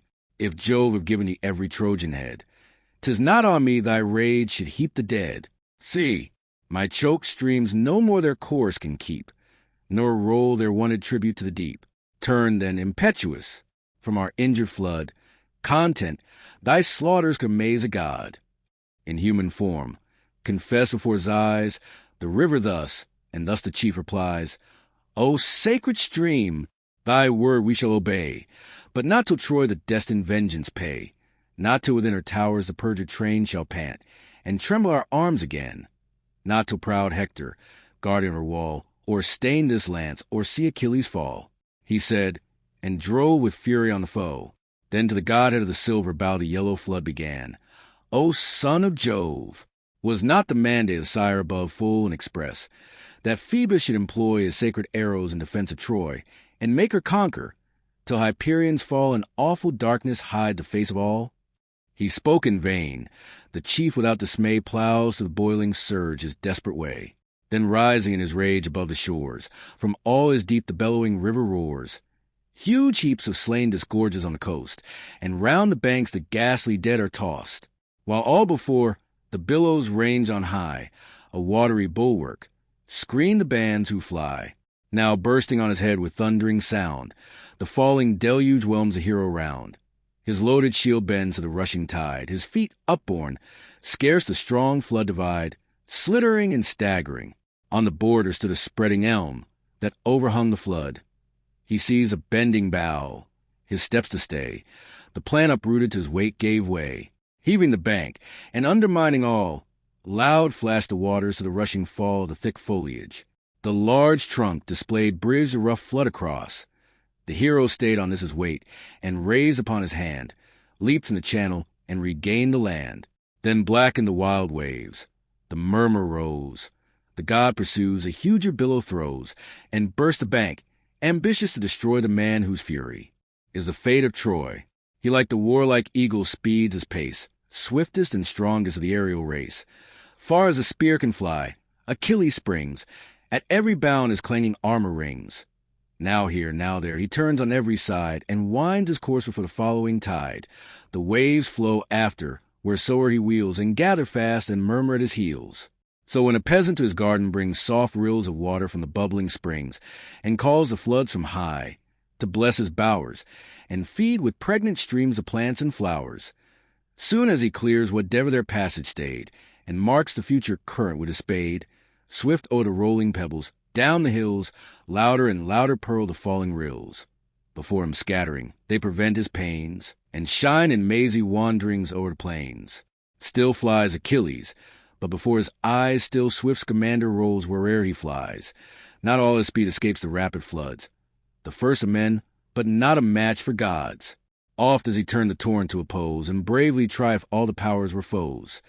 So oft the surge, in watery mountains spread, beats on his back, or bursts upon his head. Yet dauntless still the adverse flood he braves, and still indignant bounds above the waves. Tired by the tides, his knees relax with toil, washed from beneath him slides the slimy soil. When thus his eyes on heaven's expansion thrown, forth bursts the hero in angry groan. Is there no god Achilles to befriend, no power to avert his miserable end? Prevent, O Jove, this ignominious state, and make my future life the sport of fate. Of all heaven's oracles believed in vain, but most of Thetis must her son complain. By Phoebus' dart she prophesied my fall, in glorious arms before the Trojan wall. Oh, had I died in fields of battle warm, stretched like a hero by a hero's arm, might Hector's spear this dauntless bosom rend, and my swift soul o'ertake my slaughtered friend. Ah no, Achilles meets a shameful fate. Oh, how unworthy of the brave and great! Like some vile swain, whom on a rainy day, crossing a ford, the torrent sweeps away, an unregarded carcass to the sea. Neptune and Pallas haste to his relief, and thus in human form address the chief, the power of ocean first. Forbear thy fear, O son of Peleus. Lo, thy gods appear. Behold, from Jove descending to thy aid, propitious Neptune and the blue-eyed maid. Stay, and the furious flood shall cease to rave. 'Tis not thy fate to glut his angry wave. But thou, the counsel heaven suggests, attend, nor breathe from combat, nor thy sword suspend, till Troy receive her flying sons, till all her routed squadrons pant behind their wall. Hector alone shall stand his fatal chance, and Hector's blood shall smoke upon thy lance. Thine is the glory doomed. Thus spake the gods, then swift ascended to the bright abodes. Stung with new ardor, thus by heaven impelled, he springs impetuous, and invades a field. O'er all the expanded plain the waters spread. Heave on the bounding billows dance the dead, floating mid scattered arms, while casts of gold and turned-up bucklers glittered as they rolled. High o'er the surging tide, by leaps and bounds he wades and mounts. The parted wave resounds. Not a whole river stops the hero's course, while Pallas fills him with immortal force. With equal rage, indignant Xanthus roars, and lifts his billows, and o'erwhelms his shores. Then thus to Simois, "Haste, my brother flood, and check this mortal that controls a god. Our bravest heroes else shall quit the fight, and Ilion tumble from her towery height. Call then thy subject streams, and bid them roar. From all thy fountains swell thy watery store. With broken rocks, and with a load of dead, charge the black surge, and pour it on his head. Mark how resistless through floods he goes, and boldly bids the warring gods be foes. But nor that force nor form divine to sight shall aught avail him, if our rage unite. Whelmed under our dark gulfs those arms shall lie, that blaze so dreadful in each Trojan eye, and deep beneath a sandy mountain hurled, immersed remain this terror of the world. Such ponderous ruin shall confound the place. No Greek shall e'er his perished relics grace. No hand his bones shall gather or inhume. These is cold rites, and this is watery tomb.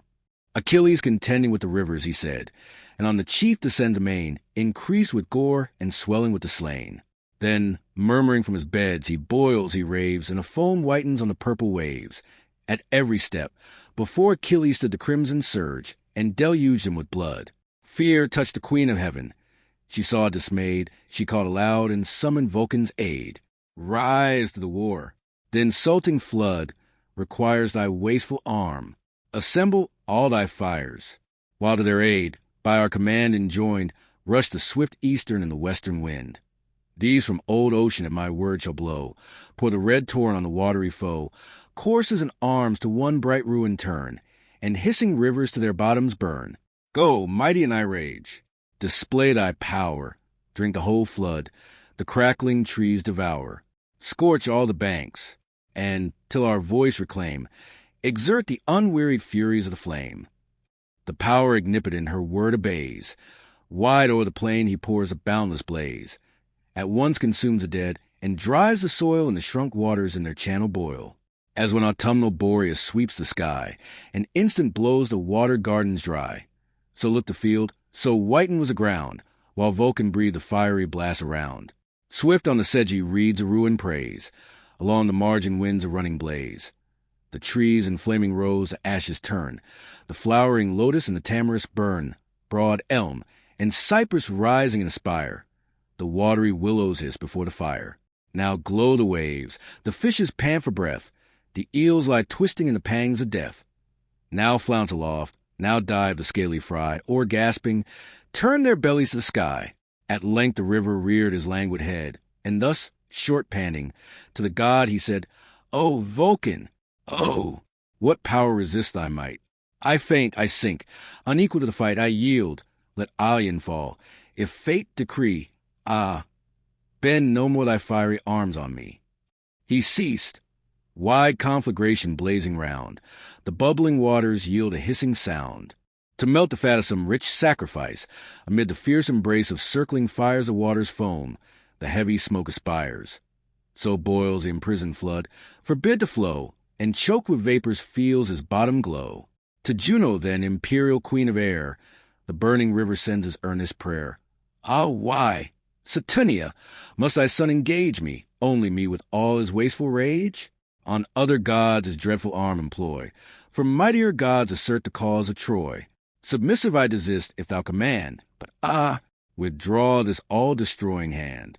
Hear then my solemn oath, to yield to fate unaided Ilion in her destined state, till Greece shall gird her with destructive flame, and in one ruin sink the Trojan name. His warm entreaty touched Saturnia's ear. She bade the ignipotent his rage forbear, recall the flame, nor an immortal cause infest a god. The obedient flame withdraws, again the branching streams begin to spread, and softly murmur in their wonted bed. While these by Juno's with strife resign, the warring gods in fierce contention join. Rekindling rage each heavenly breast alarms. With horrid clangor shock the ethereal arms. Heaven in loud thunder bids a trumpet sound, and wide beneath them groans the rending ground. Jove, as a sport, the dreadful scene descries, and views contending gods with careless eyes. The power of battles lifts his brazen spear, and first assaults the radiant queen of war. What moved thy madness, thus to disunite ethereal minds, and mix all heaven in fight? What wonder this? when in thy frantic mood thou drovest a mortal to insult a god, thy impious hand Tydide's javelin bore, and madly bathed in celestial gore. He spoke, and smote the long resounding shield, which bears Jove's thunder on its dreadful field. The adamantine aegis of her sire, that turns a glancing bolt and forked fire. Then heaved the goddess in her mighty hand a stone, the limb of the neighboring land, there fixed from eldest times, black, craggy, vast.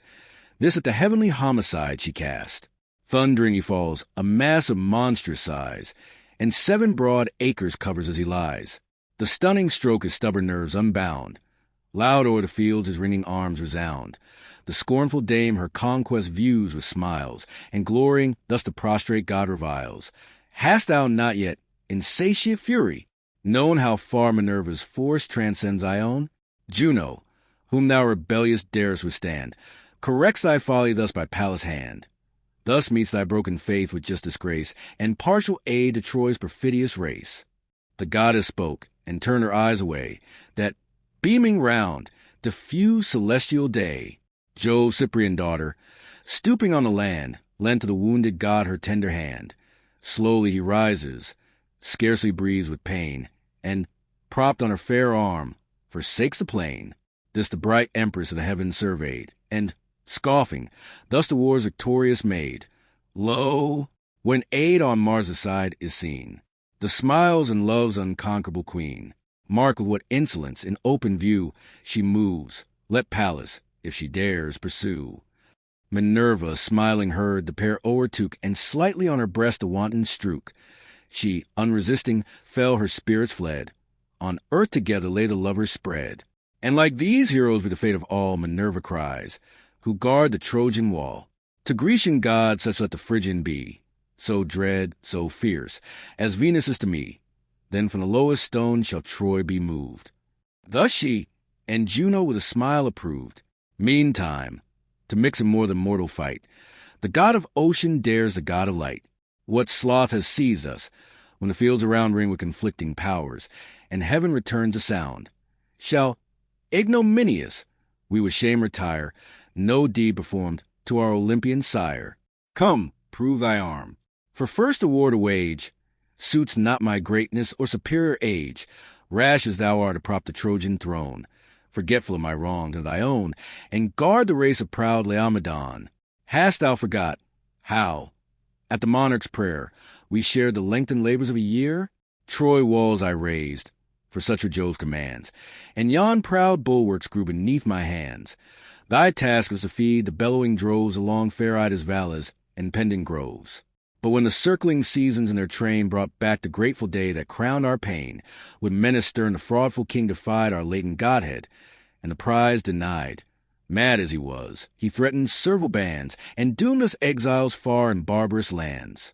Incensed, we heavenward fled with swiftest wing, and destined vengeance on the perjured king. Dost thou, for this, afford proud Ilian grace, and not, like us, infest a faithless race? Like us, their present, future sons destroy, and from its deep foundations heave their Troy. Apollo thus, to combat for mankind, ill suits the wisdom of celestial mind. For what is man? Calamitous by birth, they owe their life and nourishment to earth, like yearly leaves that now, with beauty crowned, smile on the sun, now wither on the ground. To their own hands commit the frantic scene, nor mix immortals in a cause so mean. Then turns his face, far beaming heavenly fires, and from senior power submiss retires. Him thus retreating, Artemis upbraids, the quivered huntress of sylvan shades, and as it thus the youthful Phoebus flies, and yields the ocean's hoary sire to prize? How vain that martial pomp, and dreadful show of pointed arrows, and the silver bow, now boast no more in yon celestial bower. Thy force can match the great earth's shaking power. Silent he heard the queen of woods upbraid. Not so Satinia bore the vaunting maid, but furious thus. What insolence has driven thy pride to face the majesty of heaven? What though by Jove the female plague designed, fierce to the feeble race of womankind?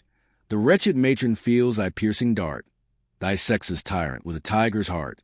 What though tremendous in the woodland chase, thy certain arrows pierce the savage race? How dares thy rashness on the powers divine employ those arms, or match thy force with mine? Learn hence. No more unequal war to wage, she said, and seized her wrists with eager rage. These in her left hand locked. Her right untied the bow, the quiver in its plumy pride. About her temples flies the busy bow. Now here, now there, she wins her from the blow. The scattering arrows, rattling from the case, drop round and idly mark the dusty place. Swift from the field the baffled huntress flies, and scarce restrains the torrent in her eyes. So, when the falcon wings away above, to the cleft cavern speeds the gentle dove. Not fated yet to die, winky face her safe retreats, yet still her heart against the marble beats. To her Latona hastes with tender care, whom Hermes viewing, thus declines the war. How shall I face the dame, who gives delight to him whose thunders blacken heaven with night? Go, matchless goddess, triumph in the skies, and boast my conquest, while I yield the prize. He spoke and passed. Latona, stooping low, collects the scattered shafts and fallen bough, that, glittering on the dust, lay here in the dishonored relics of Diana's war. Then swift pursued her to her blessed abode, where, all confused, she sought the sovereign god. Weeping, she grasped his knees. The ambrosial vest shook with her sighs, and panted on her breast. The sire superior smiled, and bade her show what heavenly hand had caused his daughter's woe. Abashed, she names his own imperial spouse, and the pale crescent fades upon her brows. Thus they above, while, swiftly gliding down, Apollo enters Ilion's sacred town. The guardian god now trembled for her wall, and feared the Greeks, though fate forbade her fall. Back to Olympus, from the war's alarms, return the shining bands of God in arms, some proud in triumph, some with rage on fire, and take their thrones around the ethereal sire. Through blood, through death, Achilles still proceeds, o'er slaughtered heroes and o'er rolling steeds. As when avenging flames with fury driven on guilty towns exert the wrath of heaven, the pale inhabitants, some fall, some fly, and the red vapors purple all the sky. So raged Achilles. Death and dire dismay and toils and terrors filled the dreadful day. High on a turret hoary Priam stands, and marks the waste of his destructive hands. Views from his arm the Trojans scatter flight, and the near hero rising on his sight. No stop, no check, no aid. With feeble pace and settled sorrow on his aged face, fast as he could, he sighing quits the walls, and thus descending on the guards he calls. You to whose care our city gates belong, set wide your portals to the flying throng. For lo, he comes with unresisted sway. He comes, and desolation marks his way. But when within the walls our troops take breath, lock fast the brazen bars, and shut out death. Thus charged the reverend monarch. Wide were flung the opening folds, the sounding hinges rung. Phoebus rushed forth, the flying bands to meet, struck slaughter back, and covered the retreat. On heaps the Trojans crowd to gain the gate, and gladsome see their last escape from fate. Thither, all parched with thirst, a heartless train, hoary with dust, they beat the hollow plain, and gasping, panting, fainting, labor on with heavier strides, that lengthen toward the town. Enraged Achilles follows with his spear, wild with revenge, insatiable of war. Then had the Greeks eternal praise acquired, and Troy inglorious to her walls retired. But he, the god who darts ethereal flame, shot down to save her and redeem her fame. To young Agenor force divine he gave, Antenor's offspring haughty, bold, and brave winky face. In aid of him, beside the beach he sate, and wrapped in clouds, restrained the hand of fate. When now the generous youth Achilles spies, thick beats his heart, the troubled motions rise. So, ere a storm, the waters heave and roll. He stops, and questions thus his mighty soul. What, shall I fly this terror of the plain, like others fly, and be like others slain? Vain hope, to shun him by the selfsame road yon line of slaughtered Trojans lately trod. No, with a common heap I scorn to fall, where they pass me to the Trojan wall, while I decline to yonder path that leads to Ida's forest and surrounding shades?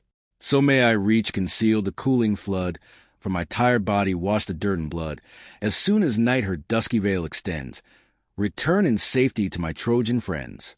What if... But wherefore all this vain debate? Stand I to doubt within the reach of fate? Even now, perhaps, ere yet I turn the wall, the fierce Achilles sees me, and I fall. Such is his swiftness, 'tis in vain to fly. and such is valor, that who stands must die. However, 'tis better, fighting for the state, here and in public view, to meet my fate. Yet sure he too is mortal. He may feel like all the sons of earth, the force of steel. One only soul informs that dreadful frame, and Jove's sole favor gives him all his fame. He said and stood collected in his might, and all his beating bosom claimed to fight. So from some deep groan where the panther starts, roused from his thicket by a storm of darts. Untaught to fear or fly, he hears the sounds of shouting hunters and the clamorous hounds. Though struck, though wounded, scarce perceives the pain, and the barbed javelin stings his breast in vain. On their whole war untamed the savage flies, and tears as hunter or beneath him dies. Not less resolved, Antenor's valiant heir confronts Achilles, and awaits the war, disdainful of retreat. High held before his shield, a broad circumference, he bore, then graceful as he stood, in act to throw the lifted javelin. Thus bespoke the foe, "How proud Achilles glories in his fame, and hopes this day to sink the Trojan name beneath her ruins. Know that hope is vain. 1,000 woes, 1,000 toils remain. Parents and children our just arms employ, and strong and many are the sons of Troy. Great as thou art, even thou mayst stain with gore these Phrygian fields, and press a foreign shore." He said. With matchless force the javelin flung smote on his knee. The hollow cuishes rung beneath the pointed steel, but safe from harms he stands impassive in ethereal arms. Then fiercely rushing on the daring foe, his lifted arm prepares a fatal blow. But jealous of his fame, Apollo shrouds a godlike Trojan in a veil of clouds. Safe from pursuit, and shut from mortal view, dismissed with fame, the favored youth withdrew. Meanwhile the god, to cover their escape, assumes a Ginor's habit, voice and shape, flies from the furious chief in this disguise. The furious chief still follows where he flies. Now o'er the fields they stretch with lengthened strides, now urge the course where swift Scamander glides. The god, now distant scarce a stride before, tempts a pursuit and wheels about the shore, while all the flying troops their speed employ, and pour on heaps in the walls of Troy.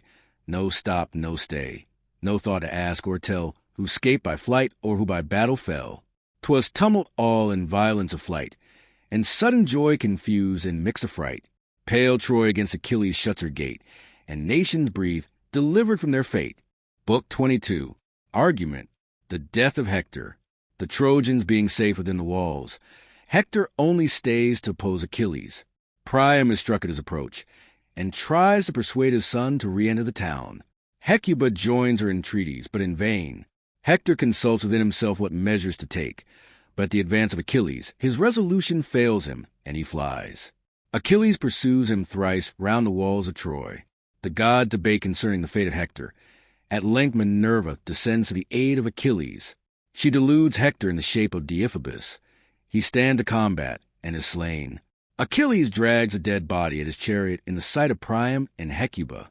Their lamentations, tears, and despair. Their cries reach the ears of Andromache, who, ignorant of this, was retired into the inner part of the palace. She mounts up the walls, and beholds her dead husband. She swoons at the spectacle, her excess of grief and lamentation. The 30th day still continues. The scene lies under the walls, and on the battlements of Troy, thus to their bulwarks. Smit with panic fear, the herded Ilians rush like driven deer. They're safe, they wipe the briny drops away, and drown in bowls the labors of the day. Close to the walls, advancing o'er the fields beneath one roof of well-compacted shields, march, bending on, the Greeks' embodied powers, far stretching the shade of Trojan towers. Great Hector singly stayed.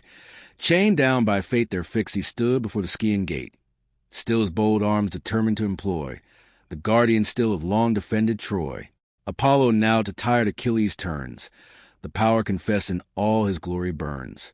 And what, he cries, has Peleus' son in view, with mortal speed a godhead to pursue? For not to thee to know the gods is given, unskilled to trace the latent marks of heaven. What boots thee now, that Troy forsook the plain? Vain thy past labor, and thy present vain. Safe in their walls are now her troops bestowed, while here thy frantic rage attacks a god. The chief incensed, too partial god a day, to check my conquest in the middle way. How few an alien else had refuge found! What gasping numbers now had bit the ground! Thou robb'st me of a glory justly mine, powerful of Godhead, and of fraud divine, mean fame, alas, for one of heavenly strain, to cheat a mortal who repines in vain. Then to the city, terrible and strong, with high and haughty steps he towered along. So the proud courser, victor of prize, to the near goal with double ardor flies. Him, as he blazing shot across the field, the careful eyes of Priam first beheld.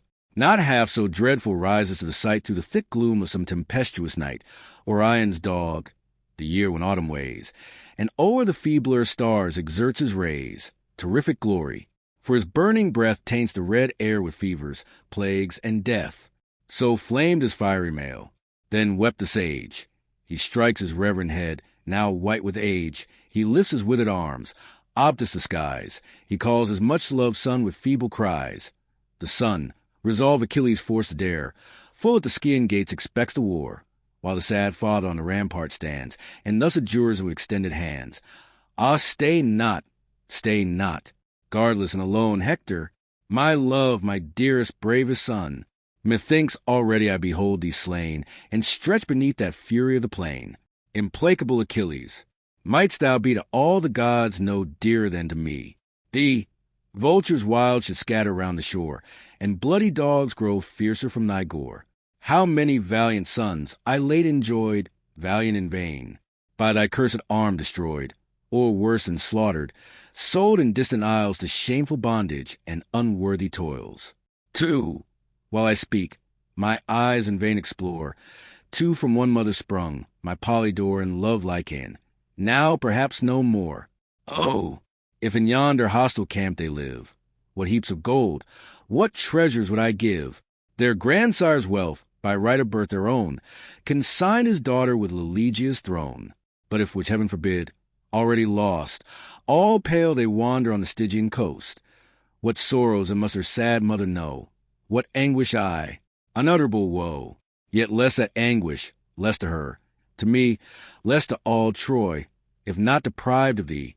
Yet shun Achilles, enter yet the wall, and spare thyself thy father, spare us all, save thy dear life, or, if a soul so brave neglect that thought, thy dearer glory save.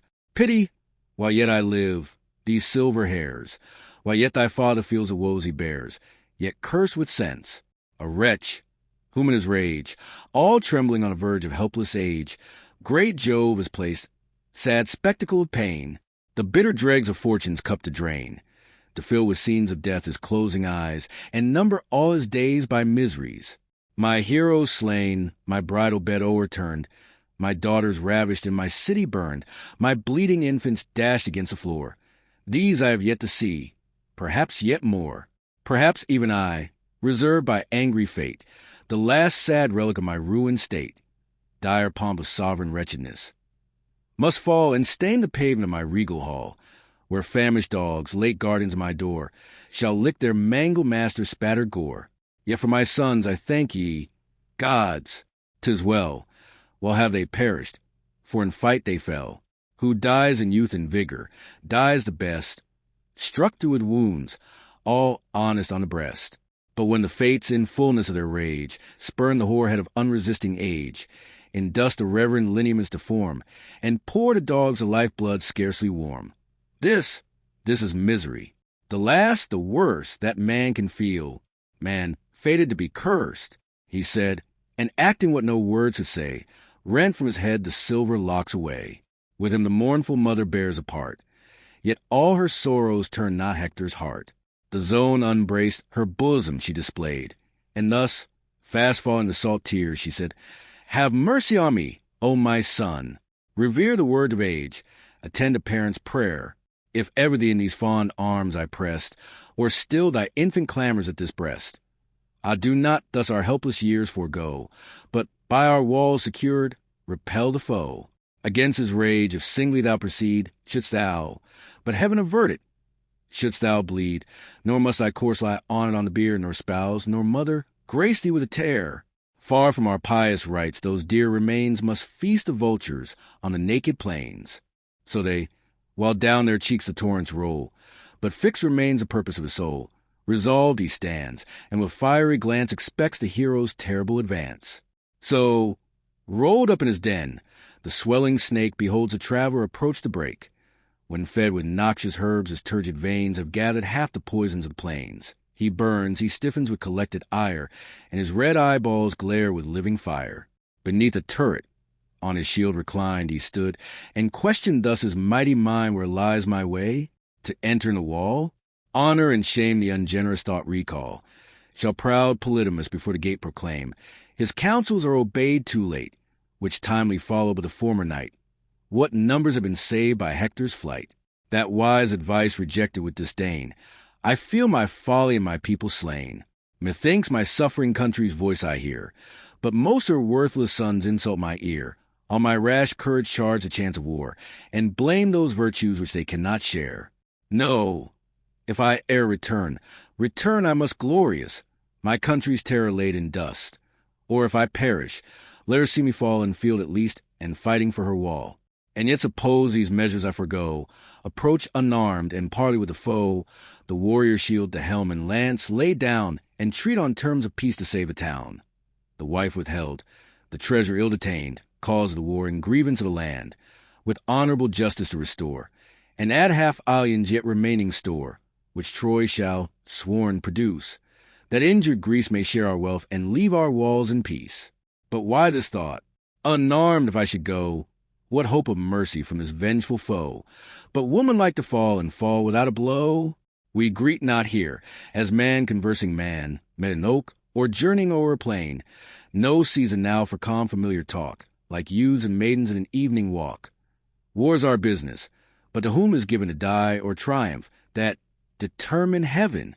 Thus pondering, like a god the Greek drew nigh. His dreadful plumage nodded from on high.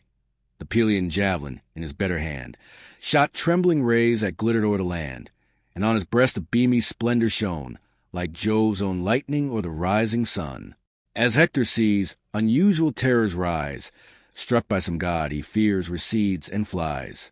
He leaves the gates, he leaves the wall behind. Achilles follows like the winged wind. Thus at the panting dove a falcon flies, the swiftest racer of the liquid skies. Just when he holds or thinks he holds his prey, obliquely wheeling to the aerial way. With open beak and shrilling cries he springs, and aims his claws, and shoots upon his wings. No less four at the rapid chase they held, one urged by fury, one by fear impelled. Now circling round the walls their course maintain, but a high watchtower overlooks the plain. Now where the fig trees spread their umbrage, broad, a wider compass, smoke along the road. Next by Scamander's double source they bound, where two famed fountains burst the parted ground. This hot through scorching clefts is seen to rise, with exhalation steaming to skies, that the green banks in summer's heat o'erflows, like crystal clear and cold as winter snows. Each gushing fount a marble cistern fills, whose polished bed receives the falling rills, where Trojan dames, ere yet alarmed by Greece, washed their fair garments in the days of peace. By these they passed, one chasing, one in flight. The mighty fled, pursued by stronger might. Swift was the course. No vulgar prize they play. No vulgar victim must reward the day, such as in races crown the speedy strife. The prize contended was great Hector's life. As when some heroes' funerals are decreed in grateful honor of the mighty dead, where high rewards of vigorous youth inflame, some golden tripod or some lovely dame, the panting coursers swiftly turn a goal, and with them turns a raised spectator's soul. Thus 3 times round the Trojan wall they fly. The gazing gods lean forward from the sky, to whom, while eager on the chase they look, the sire of mortals and immortals spoke. Unworthy sight! The man beloved of heaven, behold, inglorious round yon city driven. My heart partakes the generous Hector's pain. Hector, whose zeal whole hecatombs is slain, whose grateful fumes the gods receive with joy, from Ida's summits and the towers of Troy, now see him flying. To his fears resigned in fate, and fierce Achilles close behind. Consult, ye powers! 'Tis worthy your debate, whether to snatch him from impending fate, or let him bear, by stern Peliad slain.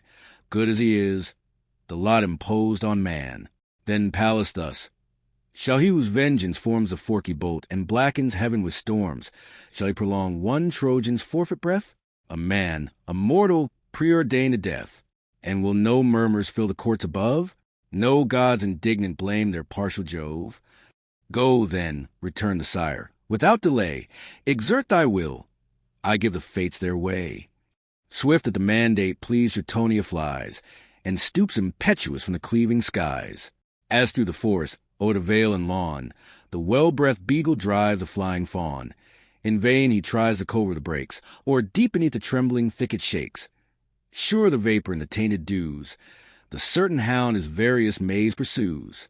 Thus step by step, where'er the Trojan wheeled, their swift Achilles compassed round the field. Oft as to reach the Dardan gates he bends, and hopes the assistance of his pitying friends, who showering arrows, as he coursed below, from the high turrets might oppress the foe. So oft Achilles turns him to the plain. He eyes the city, but he eyes in vain. As men in slumber seem with speedy pace, one to pursue, and one to lead the chase, their sinking limbs a fancied course forsake, nor this can fly, nor that can overtake, no less the laboring heroes pant and strain, while that but flies and this pursues in vain. What god, O Muse, assisted Hector's force with fate itself so long to hold the course? Phoebus it was, who, in his latest hour, endued his knees with strength, his nerves with power, and great Achilles, lest some Greek's advance should snatch the glory from his lifted lance, signed to the troops to yield his foe the way, and leave untouched the honors of the day. Jove lifts the golden balances, that show the fates of mortal men and things below. Here each contending hero's lot he tries, and weighs, with equal hand, their destinies. Low sinks the scale surcharged with Hector's fate. Heavy with death it sinks, and hell receives the weight. Then Phoebus left him. Fierce Minerva flies to stern Pelides, and triumphing cries, O loved of Jove! This day our labors cease, and conquest blazes with full beams on Greece. Great Hector falls, that Hector famed so far, drunk with renown, insatiable of war, falls by thy hand, and mine, nor force, nor flight, shall more avail him, nor his god of light. See, where in vain he supplicates above, rolled at the feet of unrelenting Jove. Rest here. Myself will lead the Trojan on, and urge to meet the fate he cannot shun. Her voice divine the chief with joyful mind obeyed, and rested on his lance reclined, while like Deiphobus the martial dame, her face, her gesture, and her arms the same, in show and aid, by hapless Hector's side approached, and greets him thus with voice belied. Too long, O Hector, have I borne the sight of this distress, and sorrowed in thy flight. It fits us now a noble stand to make, and here, as brothers, equal fates partake. Then he, O Prince, allied in blood and fame, dearer than all that own a brother's name, of all that Hecuba to Priam bore, long tried, long loved, much loved, but honored more, since you, of all our numerous race alone defend my life, regardless of your own. Again the goddess, much my father's prayer and much my mother's, pressed me forbear. My friends embrace my knees, adjured my stay, but stronger love impelled, and I obey. Come then, the glorious conflict let us try. Let the steel sparkle and the javelin fly, or let us stretch Achilles on the field, or to his arm our bloody trophies yield. Fraudful, she said, then swiftly marched before. The Dardan hero shuns his foe no more. Sternly they met. The silence Hector broke. His dreadful plumage nodded as he spoke. Enough, O son of Peleus! Troy has viewed her walls thrice circled, and her chief pursued. But now some god within me bids me try thine, or my fate. I kill thee, or I die. Yet on the verge of battle let us stay, and for a moment's space suspend the day. Let heaven's high powers be called to arbitrate the just conditions of this stern debate, eternal witnesses of all below, and faithful guardians of the treasured vow. To them I swear, if victor in the strife, Jove by these hands shall shed thy noble life. No vile dishonor shall thy course pursue. Stripped of its arms alone, the conqueror's due. The rest of Greece uninjured I restore. Now plight thy mutual oath, I ask no more. Talk not of oaths, the dreadful chief replies, while anger flashed from his disdainful eyes. Detested as thou art, and ought to be, nor oath nor pact Achilles plights with thee. Such pacts as lambs and rabid wolves combine, such leagues as men and furious lions join, to such I call the gods. One constant state of lasting rancor and eternal hate. No thought but rage, and never ceasing strife, till death extinguish rage in thought and life. Rouse in thy forces this important hour, collect thy soul, and call forth all thy power. No further subterfuge, no further chance. 'Tis Pallas. Pallas gives thee to my lance. Each Grecian ghost, by thee deprived of breath, now hovers round and calls thee to thy death. He spoke, and launched his javelin at the foe, but Hector shunned the meditated blow. He stooped, while o'er his head the flying spear sang innocent, and spent its force in air. Minerva watched it falling on the land, then drew, and gave to great Achilles' hand, unseen of Hector, who, elate with joy, now shakes his lance, and braves the dread of Troy. The life you boasted to that javelin given, Prince, you have missed. My fate depends on heaven. To thee, presumptuous as thou art, unknown or what must prove my fortune or thy own. Boasting is but an art, our fears to blind, and with false terror sink another's mind. But know, whatever fate I am to try, by no dishonest wound shall Hector die. I shall not fall a fugitive at least. My soul shall bravely issue from my breast. But first, try thou my arm, and may this dart end all my country's woes, deep buried in thy heart. The weapon flew, its course unerring held, unerring, but the heavenly shield repelled the mortal dart, resulting with bound from off the ringing orb. It struck the ground. Hector beheld his javelin fall in vain, nor other lance, nor other hope remain. He calls Deiphobus, demands a spear. In vain, for no Deiphobus was there. All comfortless he stands. Then with a sigh, "'Tis so, heaven wills it, and my hour is nigh." I deemed Deiphobus had heard my call, but he secure lies guarded in the wall. A god deceived me. Pallas, 'twas thy deed, death and black fate approach. 'Tis I must bleed, no refuge now, no succor from above. Great Jove deserts me, and the son of Jove propitious once and kind, then welcome fate. 'Tis true I perish, yet I perish great. Yet in a mighty deed I shall expire. Let future ages hear it and admire. Fierce at the word, his weighty sword he drew, and all collected on Achilles flew. So Jove's bold bird, high balanced in the air, stoops from the clouds to trust the quivering hair. Nor less Achilles his fierce soul prepares. Before his breast a flaming shield he bears, refulgent orb. Above his fourfold cone, the gilded horsehair sparkled in the sun, nodding at every step, Vulcanian frame, and as he moved, his figure seemed on flame, as radiant Hesper shines with keener light, far beaming o'er the silver host of night, when all the starry train emblaze the sphere. So shone the point of great Achilles' spear. In his right hand he waves a weapon round, eyes the whole man, and meditates the wound. But the rich mail Patroclus lately wore securely cased the warrior's body o'er. One space at length he spies, to let in fate, where twixt the neck and throat the jointed plate gave entrance.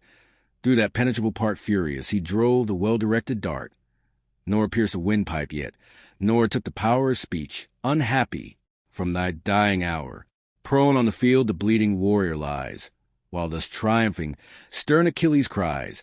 At last is Hector stretched upon the plain, who feared no vengeance for Patroclus slain. Then, Prince, you should have feared what now you feel. Achilles absent was Achilles still. Yet a short space the great avenger stayed, then low in dust thy strength and glory laid. Peaceful he sleeps, with all our rights adorned, forever honored and forever mourned. While cast all the rage of hostile power, the bird shall mangle and the gods devour.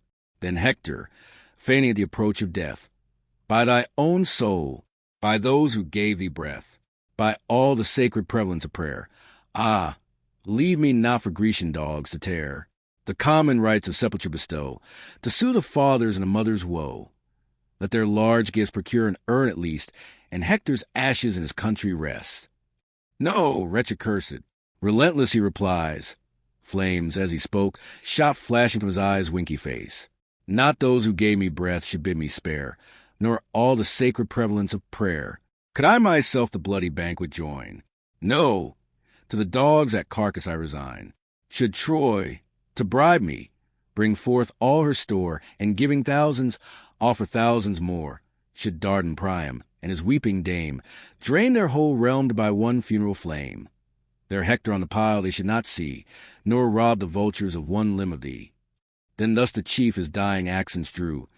Thy rage implacable, too well I knew, the furies that relentless breasts have steeled, and cursed thee with a heart that cannot yield. Yet think, A day will come when fate's decree and angry God shall wreak this wrong on thee. Phoebus and Paris shall avenge my fate, and stretch thee here before the Scaean gate." He ceased. The Fates suppress his laboring breath, and his eyes stiffen at the hand of death. To the dark realm the spirit wings its way, the manly body left a load of clay, and plaintive glides along the dreary coast, a naked, wandering, melancholy ghost. Achilles, musing as he rolled his eyes o'er the dead hero, thus unheard, replies, "Died thou the first? When Jove and heaven ordain, I follow thee," he said, and stripped the slain. Then forcing backward from a gaping wound the reeking javelin, cast it on the ground.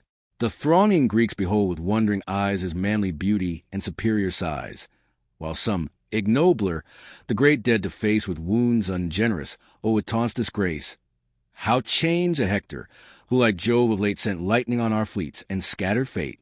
High o'er the slain the great Achilles stands, begirt with heroes and surrounding bands, and thus aloud, while all the host attends, "Princes and leaders, countrymen and friends, since now at length the powerful will of heaven the dire destroyer to our arm has given, is not Troy fallen already? Haste, ye powers! See, if already their deserted towers are left unmanned, or if they yet retain the souls of heroes, their great Hector slain. But what is Troy or glory what to me? Or why reflect my mind on aught but the divine Patroclus? Death has sealed his eyes, unwept, unhonored, uninterred he lies. Can his dear image from my soul depart, long as the vital spirit moves my heart? If in the melancholy shades below the flames of friends and lovers cease to glow, yet mine shall sacred last. Mine, undecayed, burn on through death and animate my shade. Meanwhile, ye sons of Greece, in triumph bring the corpse of Hector, and your paean sing. Be this the song, slow moving toward the shore. Hector is dead, and Iliad is no more. Then his fell soul a thought of vengeance bred, unworthy of himself into the dead winky face. The nervous ankles bored, his feet he bound with thongs inserted through the double wound. These fixed up high behind the rolling wain. His graceful head was trailed along the plain. Proud on his car the insulting victor stood, and bore aloft his arms, distilling blood. He smites the steeds, the rapid chariot flies, the sudden clouds of circling dust arise. Now lost is all that formidable air, the face divine and long descending hair, purple the ground and streaked the sable sand, deformed, dishonored in his native land, given to rage and insulting throng, and in his parents' sight now dragged along. The mother first beheld with sad survey. She rent her tresses, venerable gray, and cast, far off, the regal veils away. With piercing shrieks his bitter fate she moans, while the sad father answers groans with groans. Tears after tears his mournful cheeks o'erflow, and the whole city wears one face of woe. No less than the rage of hostile fires, from her foundations curling to her spires. Oh, the proud citadel at length should rise, and the last blaze send Iliad to the skies. The wretched monarch of the falling state, distracted, presses to the darting gate. Scarce the whole people stop his desperate course, while strong affliction gives a feeble force. Grief tears his heart, and drives him to and fro in all the raging impotence of woe. At length he rolled in dust, and thus begun, imploring all, and naming one by one, "Ah, let me go where sorrow calls. Only I, will issue from your walls, guide or companion. Friends, I ask ye none, and bow before the murder of my son. My grief perhaps his pity may engage, perhaps at least he may respect my age. He has a father too, a man like me, one, not exempt from age and misery, vigorous no more, as when his young embrace begot this pest of me and all my race. How many valiant sons, in early bloom, has that cursed hand sent headlong to the tomb? Thee, Hector, lass, thy loss divinely brave, sinks my sad soul with sorrow to the grave. Oh, had thy gentle spirit passed in peace, the son expiring in the sire's embrace, while both thy parents wept the fatal hour, and, bending o'er thee, mixed a tender shower, some comfort that had been, some sad relief, to melt in full satiety of grief. Thus wailed the father, groveling on the ground, and all the eyes of Iliad streamed around. Amidst her matrons Hecuba appears, a mourning princess, in a train in tears winky face. Ah, why has heaven prolonged this hated breath, patient of horrors, to behold thy death?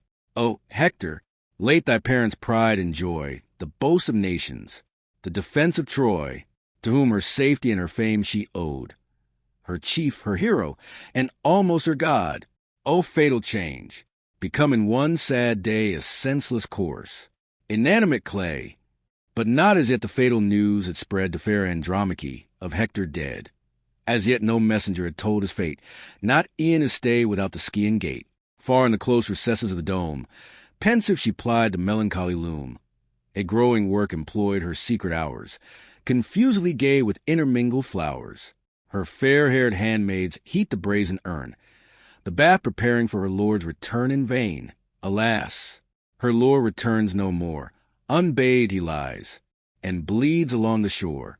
Now from the walls the clamors reach her ear, and all her members shake with sudden fear. For from her ivory hand the shuttle falls, and thus, astonished, to her maid she calls. The bath, off follow me, she cried. What plaintive noise invades my ear? 'Tis sure my mother's voice. My faltering knees are trembling frame desert. A pulse unusual flutters at my heart. Some strange disaster, some reverse of fate, ye gods avert it, threats the Trojan state. Far be the omen which my thoughts suggest. But much I fear my Hector's dauntless breast confronts Achilles, chase along the plain, shut from our walls. I fear him slain. Safe in the crowd he ever scorned to wait, and sought for glory in the jaws of fate. Perhaps that noble heat has cost his breath, now quenched forever in the arms of death. She spoke, and furious, with distracted pace, fears in her heart and anguish in her face, flies through the dome, the maids her steps pursue, and mounts the walls and sends around her view. Too soon her eyes the killing object found, the godlike Hector dragged along the ground. A sudden darkness shades her swimming eyes. She faints, she falls, her breath, her color flies. Her hair's fair ornaments, the braids that bound, the net that held them and the wreath that crowned, the veil and diadem flew far away, the gift of Venus on her bridal day. Around a train of weeping sisters stands, to raise her sinking with assistant hands.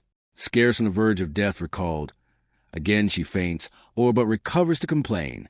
Andromache fainting on the wall, O wretched husband of a wretched wife, born with one fate to one unhappy life. For sure one star's baneful beam displayed on Priam's roof, and Hippoplacia's shade. From different parents, different climes we came, at different periods, yet our fate the same. Why was my birth to great Aetion owed, and why was all that tender care bestowed? Why I had never been, O thou, the ghost of my dead husband, miserably lost, thou to the dismal realms forever gone, and I abandoned desolate, alone, an only child, once comfort my pains, sad product now of hapless love, remains.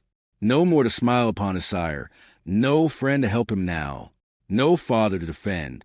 For should he scape the sword, the common doom, what wrongs attend him, and what griefs to come, even from his own paternal roof expelled. Some stranger plows his patrimonial field. The day that to the shades a father sends robs a sad orphan of his father's friends. He, wretched outcast of mankind, appears forever sad, forever bathed in tears. Amongst the happy, unregarded, he hangs on the robe or trembles at the knee, while those his father's former bounty fed, nor reach the goblet, nor divide the bread. The kindest but his present wants allay, to leave him wretched the succeeding day. Frugal compassion, heedless, they who boast both parents still, nor feel what he has lost, shall cry, Begone! Thy father feasts not here. The wretch obeys, retiring with a tear. Thus wretched, thus retiring all in tears, to my sad soul Astyanax appears, forced by repeated insults to return, and to his widowed mother vainly mourn. He who, with tender delicacy bred, with princes sported, and on dainties fed, and when still evening gave him up to rest, sunk soft and down upon the nurse's breast, must, what must he not? Whom Iliad calls Astyanax, from her well-guarded walls is now that name no more, unhappy boy, since now no more thy father guards his Troy. But thou, my Hector, least exposed in air, far from thy parents' and thy consort's care, whose hand in vain, directed by her love, the martial scarf and robe of triumph wove. Now to devouring flames be these a prey, useless to thee, from this accursed day. Yet let the sacrifice at least be paid, an honor to the living, not the dead. So spake the mournful dame. Her matrons here sigh back her sighs and answer tear with tear. Book 23. Argument. Funeral games in honor of Patroclus. Achilles and the Myrmidons do honors to the body of Patroclus. After the funeral feast he retires to the seashore, where, falling asleep, the ghost of his friend appears to him and demands the rites of burial. The next morning the soldiers are sent with mules and wagons to fetch wood for the pyre, the funeral procession, and the offering their hair to the dead. Achilles sacrifices several animals, and lastly 12 Trojan captives at the pile, then sets fire to it. He pays libations to the winds, which, at the instance of Iris, rise and raise the flames. When the pile is burned all night, they gather the bones, place them in an urn of gold, and raise the tomb. Achilles institutes the funeral games: the chariot race, the fight of the Caestus, the wrestling, the foot race, the single combat, the discus, the shooting with arrows, the darting, the javelin, the various descriptions of which, and the various success of the several antagonists, make the greatest part of the book. In this book ends the 30th day. The night following, the ghost of Patroclus appears to Achilles. The 31st day is employed in felling the timber for the pile, the 32nd in burning it, and the 33rd in the games. The scene is generally on the seashore. Thus humbled in the dust, the pensive train to the sad city mourned her hero slain. The body soiled with dust and black with gore lies on broad Hellespont's resounding shore. The Grecians seek their ships and clear the strand, all but the martial Myrmidonian band. These yet assembled great Achilles holds, and the stern purpose his mind unfolds. Not yet, my brave companions of the war, release your smoking coursers from the car, but, with his chariot each in order led, perform due honors to Patroclus dead. Ere yet from rest or food we seek relief, some rites remain to glut our rage of grief. The troops obeyed, and thrice in order led Achilles first, their coursers round the dead, and thrice their sorrows and laments renew. Tears bathe their arms, and tears the sands bedew. For such a warrior Thetis aids their woe, melts their strong hearts, and bids their eyes to flow. But chief Pelides, thick succeeding sighs burst from his heart, and torrents from his eyes. His slaughtering hands, yet red with blood, he laid on his dead friend's cold breast, and thus he said, All hail Patroclus! Let thy honored ghost hear, and rejoice on Pluto's dreary coast. Behold, Achilles' promise is complete. The bloody Hector stretched before thy feet. Lo, to the dogs his carcass I resign, and 12 sad victims of the Trojan line, sacred to vengeance, instant shall expire. Their lives effuse around thy funeral pyre. Gloomy, he said, and horrible to view, before the bier the bleeding Hector threw, prone on the dust. The Myrmidons around unbrace their armor, and the steeds unbound.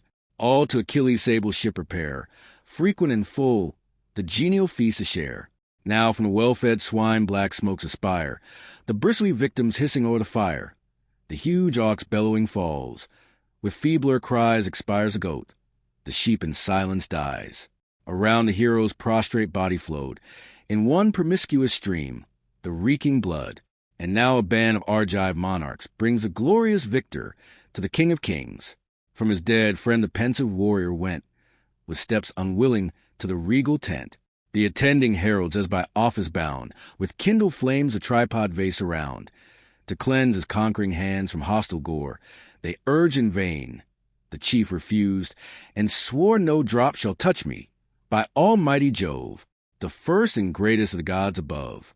Till on the pyre I place thee, till I rear the grassy mound and clip thy sacred hair. Some ease at least those pious rites may give, and soothe my sorrows, while I bear to live. However, reluctant as I am, I stay and share your feast. But with the dawn of day, O king of men, it claims thy royal care, that grease the warrior's funeral pile prepare and bid the forest fall. Such rites are paid to heroes slumbering in eternal shade. Then, with his earthly part shall mount in fire, let the league squadrons to their posts retire. He spoke. They hear him, and the word obey. The rage of hunger and of thirst allay, then ease and sleep the labors of the day. But great Pelides, stretched along the shore, where, dashed on rocks, the broken billows roar, lies inly groaning, while on either hand the martial myrmidons confusedly stand. Along the grass his languid members fall, tired with his chase around the Trojan wall. Hushed by the murmurs of the rolling deep, at length he sinks in the soft arms of sleep. When lo, the shade before his closing eyes of sad Patroclus rose, or seemed to rise. In the same robe he living wore he came, in stature, voice, and pleasing look the same. The form familiar hovered o'er his head. And sleeps Achilles? Thus the phantom said. Sleeps my Achilles, is Patroclus dead? Living, I seemed his dearest, tenderest care, but now forgot I wander in the air. Let my pale course the rites of burial know, and give me entrance in the realms below. Till then the spirit finds no resting place, but here and there the unbodied spectres chase the vagrant dead around the dark abode, forbid to cross the irremeable flood. Now give thy hand, for to the farther shore when once we pass, the soul returns no more. When once the last funereal flames ascend, no more shall meet Achilles his friend. No more our thoughts of those we love make known, or quit the dearest to converse alone. Me fate has severed from the sons of earth, the fate foredoomed that waited for my birth. Thee too it waits, before the Trojan wall, even great and godlike thou art doomed to fall. Here then, and as in fate and love we join, I'll suffer that my bones may rest with thine. Together have we lived, together bred, one house received us, and one table fed. That golden urn thy goddess mother gave may mix our ashes in one common grave. And is it thou? He answers, to my sight once more return'st thou from the realms of night? O more than brother, think each office paid, whatever can rest a discontented shade. But grant one last embrace, unhappy boy, afford at least that melancholy joy. He said, and with his longing arms essayed in vain to grasp the visionary shade. Like a thin smoke he sees the spirit fly, and hears a feeble, lamentable cry. Confused he wakes, amazement breaks the bands of golden sleep, and starting from the sands, pensive he muses with uplifted hands. 'Tis true, 'tis certain, man, though dead, retains part himself. The immortal mind remains. The form subsists without the body's aid, aerial semblance, and an empty shade. This night, my friend, so late in battle lost, stood at my side, a pensive, plaintive ghost. Even now familiar as in life he came, alas, how different, yet how like the same. Thus while he spoke, each eye grew big with tears, and now the rosy-fingered morn appears, shows every mournful face with tears o'erspread, and glares on the pale visage of the dead. But Agamemnon, as the rites demand, with mules and wagons sends a chosen band to load the timber and the pile to rear, a charge consigned to Marion's faithful care. With proper instruments they take the road, axes to cut, and ropes to sling the load. First march the heavy mules, securely slow, o'er hills, o'er dales, o'er crags, o'er rocks that go jumping, high o'er the shrubs of the rough ground, rattle the clattering cars, and the shocked axles bound. But when arrive at Ida's spreading woods, fair Ida, water with descending floods, loud sounds the axe, redoubling strokes on strokes. On all sides round the forest hurls her oaks headlong. Deep echoing groan the thickets brown, then rustling, crackling, crashing, thunder down. The wood the Grecians cleave, prepare to burn, and the slow mules the same rough road return. The sturdy woodmen equal burdens bore, such charge is given them, to the sandy shore. There on the spot which great Achilles showed, they ease their shoulders and dispose the load, circling around the place, where times to come shall view Patroclus and Achilles' tomb. The hero bids his martial troops appear high on their cars in all the pomp of war, each in refulgent arms his limbs attires. All mount their chariots, combatants and squires. The chariots first proceed, a shining train, then clouds of foot that smoke along the plain. Next sees a melancholy band appear. Amidst lay dead Patroclus on the bier. O'er all the coursers scattered locks they throw. Achilles next, oppressed with mighty woe, supporting with his hands the hero's head, bends o'er the extended body of the dead. Patroclus decent on the appointed ground they place, and heap the sylvan pile around. But great Achilles stands apart in prayer, and from his head divides a yellow hair, those curling locks which from his youth he vowed and sacred grew, to Spercheius' honored flood. Then sighing, to the deep his locks he cast, and rolled his eyes around the watery waste. Spercheius, whose waves and mazy errors lost delightful roll along my native coast, to whom we vainly vowed, at our return, these locks to fall in hecatombs to burn, full 50 rams to bleed in sacrifice, where the day thy silver fountains rise, and where in shade of consecrated bowers thy altars stand, perfumed with native flowers. So vowed my father, but he vowed in vain. No more Achilles sees his native plain. In that vain hope these hairs no longer grow. Patroclus bears him to the shades below. Thus o'er Patroclus, while the hero prayed, on his cold hand the sacred lock he laid. Once more afresh the Grecian sorrows flow, and now the sun had set upon their woe. But to the king of men thus spoke the chief, Enough, Atrides, give the troops relief. Permit the mourning legions to retire, and let the chiefs alone attend the pyre. The pious care be ours, the dead to burn, he said. The people to their ships return, while those appeared to inter the slain heap with a rising pyramid the plain. 100 foot in length, 100 wide, the growing structure spreads on every side. High on the top the manly corse they lay, and well-fed sheep and sable oxen slay. Achilles covered with their fat the dead, and the pile of victims round the body spread. Then jars of honey and a fragrant oil suspends around, low bending o'er the pile. For sprightly coursers, with a deadly groan pour forth their lives, and on the pyre are thrown.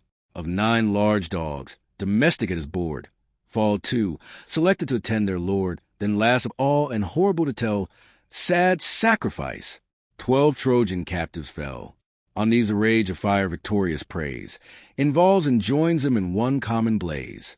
Smeared with the bloody rites, he stands on high, and calls the spirit with a dreadful cry, All hail, Patroclus! Let thy vengeful ghost hear and exult on Pluto's dreary coast. Behold Achilles' promise fully paid, 12 Trojan heroes offer to thy shade. But heavier fates on Hector's course attend, save from the flames, for hungry dogs a rend.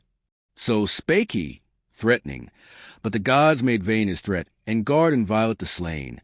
Celestial Venus hovered o'er his head, and roseate unguents, heavenly fragrance shed. She watched him all the night and all the day, and drove the bloodhounds from their destined prey. Nor sacred Phoebus less employed his care. He poured around a veil gathered air, and kept the nerves undried, the flesh entire, against the solar beam and Syrian fire. The funeral pile of Patroclus, nor yet the pile, where dead Patroclus lies, smokes, nor as yet the sullen flames arise. But, fast beside, Achilles stood in prayer, invoked the gods whose spirit moved the air, and victims promised, and libations cast, to gentle Zephyr and the boreal blast.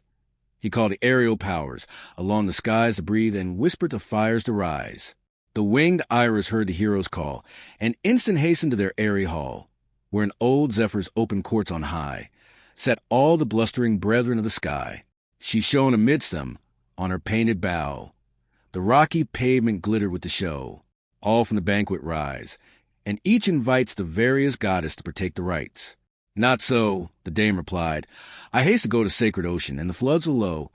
Even now our solemn hecatombs attend, and heaven is feasting on the world's green end with righteous Ethiop's uncorrupted train, far on the extremest limits of the main. But Peleus' son entreats, with sacrifice, the western spirit in the north to rise. Let on Patroclus' pile your blast be driven, and bear the blazing honors high to heaven. Swift as the word she vanished from their view, swift as the word the winds tumultuous flew. Forth burst a stormy band with thundering roar, and heaps on heaps the clouds are tossed before. To the wide main, then stooping from the skies, the heaving deeps and watery mountains rise. Troy feels a blast along her shaking walls, till on the pile the gathered tempest falls.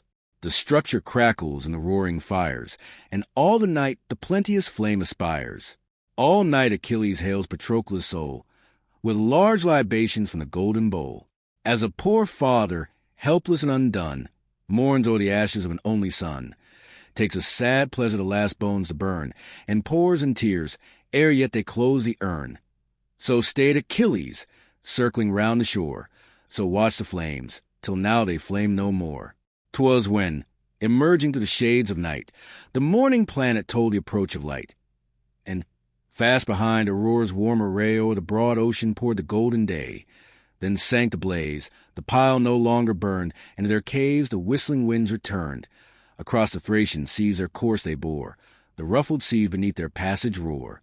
Then parting from the pile, he ceased to weep, and sank to quiet in the embrace of sleep, exhausted with his grief.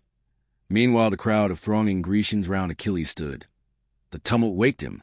From his eyes he shook unwilling slumber, and the chiefs bespoke, "Ye kings and princes of the Achaean name, first let us quench the yet remaining flame with sable wine. Then, as the rites direct, the heroes' bones with careful view select. Apart and easy be known they lie amidst a heap and obvious to the eye. The rest around the margin will be seen promiscuous, steeds and immolated men. These wrapped in double calls of fat prepare, and in the golden vase dispose with care. They let them rest with decent honor laid, till I shall follow to the infernal shade. Meantime erect a tomb with pious hands, a common structure on the humble sands. Hereafter Greece some noble work may raise, and late posterity record our praise. The Greeks obey. We at the embers glow. Wide o'er the pile the sable wine they throw, and deep subsides the ashy heap below. Next the white bones his sad companions place, with tears collected in the golden vase. The sacred relics to the tent they bore, the urn a veil of linen covered o'er. That done, they bid the sepulchre aspire, and cast the deep foundations round the pyre. High in the midst they heap the swelling bed of rising earth, memorial of the dead. The swarming populace the chief detains, and leads amidst a wide extent of plains. There place them round. Then from the ship's proceeds a train of oxen, mules, and stately steeds, vases and tripods for funeral games, resplendent brass, and more resplendent dames. First stood the prizes to reward the force of rapid racers in the dusty course. A woman for the first, in beauty's bloom, skilled in the needle and the laboring loom, and a large vase, where 2 bright handles rise, of 20 measures its capacious size. The second victor claims a mare unbroke, big with a mule, unknowing of the yoke. The third, a charger yet untouched by flame, for ample measures held a shining frame. 2 golden talents for the fourth were placed, an ample double bowl contents the last. These in fair order range upon the plain. The hero, rising, thus addressed the train. Behold the prizes, valiant Greeks, decreed to the brave rulers of the racing steed. Prizes which none beside ourselves could gain, should our immortal coursers take the plain. A race unrivaled, which from ocean's god Peleus received and on his son bestowed. But this no time our vigor to display, nor suit with them the games of the sad day. Lost is Patroclus now, that wont to deck their flowing manes and sleek their glossy neck. Sad, as they shared in human grief, they stand, and trail those graceful honors on sand. Let others for the noble task prepare, who trust the courser and the flying car. Fired at his word the rival racers rise. But far the first Eumelus hopes the prize, famed O Pieria for the fleetest breed, and skill to manage the high-bounding steed. With equal ardor bold, tie-dyed swelled, the steeds atross beneath his yoke compelled, which late obeyed the Dardan chief's command, when scarce a god redeemed him from his hand. Then Menelaus his Podargus brings in the famed course of the King of Kings, whom rich Achilles, more rich than brave, to scape the wars to Agamemnon gave, eat her name, at home to end his days, base well preferring to eternal praise. Next him Antilochus demands a course with beating heart, and cheers his Pylian horse. Experienced Nestor gives his son the reins, directs his judgment, and his heat restrains. Nor idly warns a hoary sire, nor hears the prudent son with unattending ears. My son, though youthful ardor fire thy breast, the gods have loved thee, and with arts are blessed. Neptune and Jove only conferred the skill swift round the goal to turn the flying wheel. To guide thy conduct little precept needs, but slow and past their vigor are my steeds. Fear not thy rivals, though for swiftness known. Compare those rivals' judgment and thy own. It is not strength, but art obtains a prize, and to be swift is less than to be wise. 'Tis more by art than force of numerous strokes the dexterous woodman shapes the stubborn oaks. By art the pilot, through the boiling deep and howling tempest, steers the fearless ship, and 'tis the artist wins a glorious course, not those who trust in chariots and in horse. In vain, unskilful to goal they strive, in short or wide, the ungoverned courser drive, while with sure skill, though with inferior steeds, the knowing racer to his end proceeds.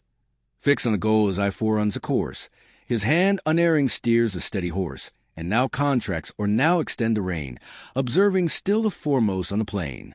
Mark then the goal, 'tis easy to be found, yon aged trunk, a cubit from the ground, of someone stately oak the last remains, or hardy fir, unperished with the rains, enclosed with stones, conspicuous from far, and round a circle for the wheeling car. Some tomb, perhaps of old, the dead to grace, or then as now, the limit of a race.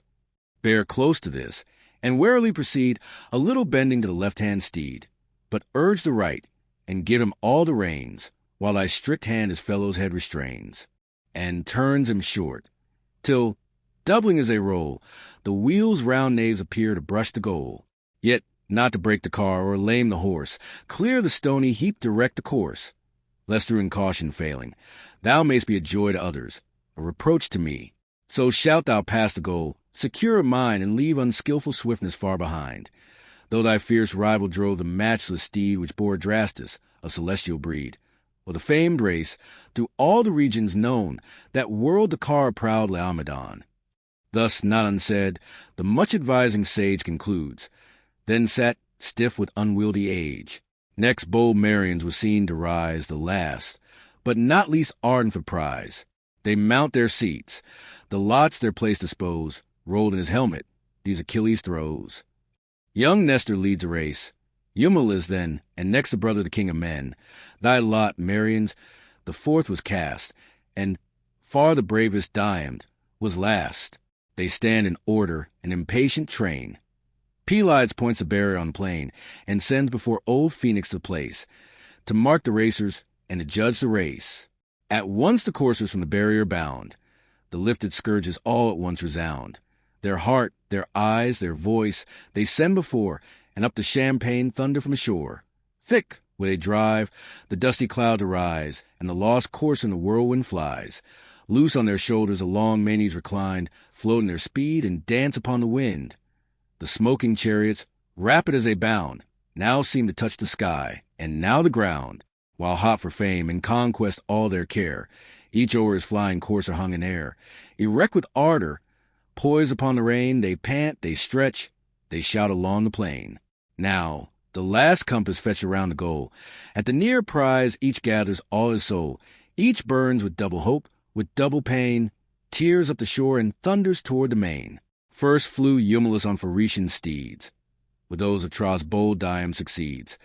Close on Eumelus' back they puff the wind, and seem just mounting on his car behind. Full on his neck he feels a sultry breeze, and hovering o'er their stretching shadow sees. Then had he lost or left a doubtful prize. But angry Phoebus, the Tydides flies, strikes from his hand the scourge, and renders vain his matchless horse's labor on the plain. Rage fills his eye with anguish, to survey snatched from his hope the glories of the day. The fraud celestial palace sees with pain, springs their night, and gives the scourge again, and fills his steeds with vigor. At a stroke she breaks his rival's chariot from a yoke. No more their way the startled horses held. The car reverse came rattling on the field. Shot headlong from his seat, beside the wheel, prone on the dust the unhappy master fell. His battered face and elbows strike the ground. Nose, mouth, and front one undistinguished wound. Grief stops his voice, a torrent drowns his eyes. Before him far the glad Tydides flies. Minerva's spirit drives his matchless pace, and crowns him victor of the labored race. The next, though distant, Menelaus succeeds, while thus young Nestor animates his steeds. Now, my generous pair, exert your force. Not that we hope to match Tydides' horse, since great Minerva wings their rapid way, and gives their lord the honors of the day. But reach Atrides. Shall his mare outgo your swiftness, vanquished by a female foe? Through your neglect, if lagging on the plain the last ignoble gift be all we gain, no more shall Nestor's hand your food supply. The old man's fury rises, and ye die. Haste, then, yon narrow road before our sight presents the occasion, could we use it right. Thus he, the coursers at their masters threat with quicker steps the sounding champaign beat. And now Antilochus with nice survey observes the compass of the hollow way.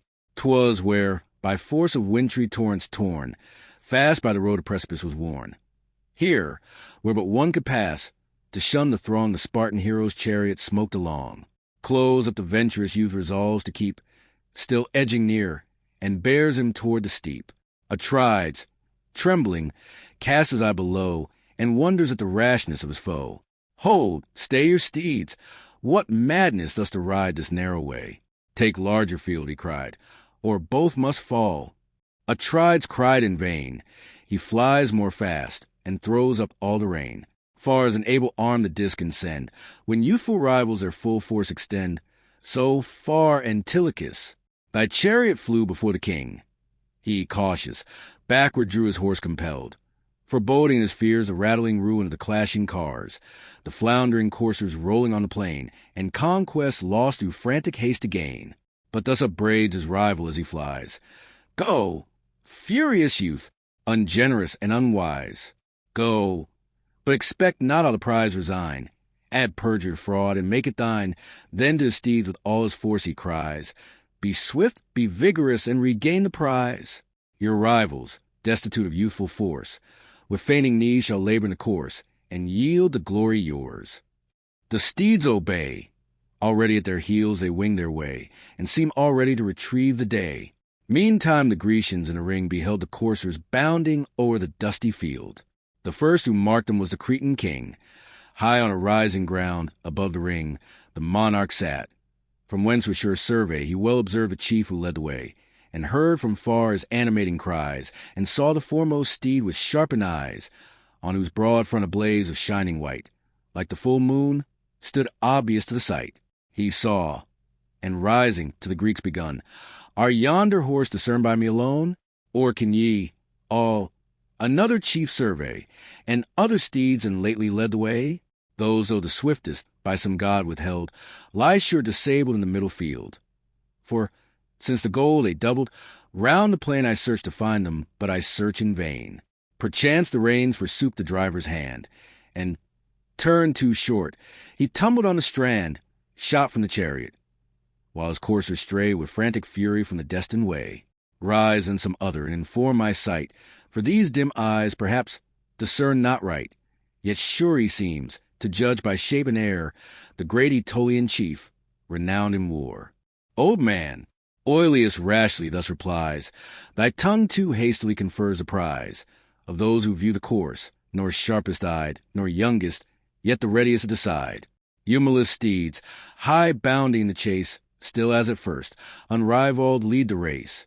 I well discern him, as he shakes the rein, and hear his shouts victorious o'er the plain. Thus he, Idomeneus, incensed, rejoined, barbarous of words, and arrogant of mind, contentious prince, of all the Greeks beside the last in merit, as the first in pride. To vile reproach what answer can we make? A goblet or a tripod let us stake, and be the king the judge. The most unwise will learn their rashness when they pay the price. He said, and Ajax, by mad passion born, stern had replied, Fierce scorn enhancing scorn of fell extremes. But Thetis' godlike son awful amidst them rose, and thus begun, Forbear, ye chiefs, reproachful to contend. Much would ye blame, should others thus offend.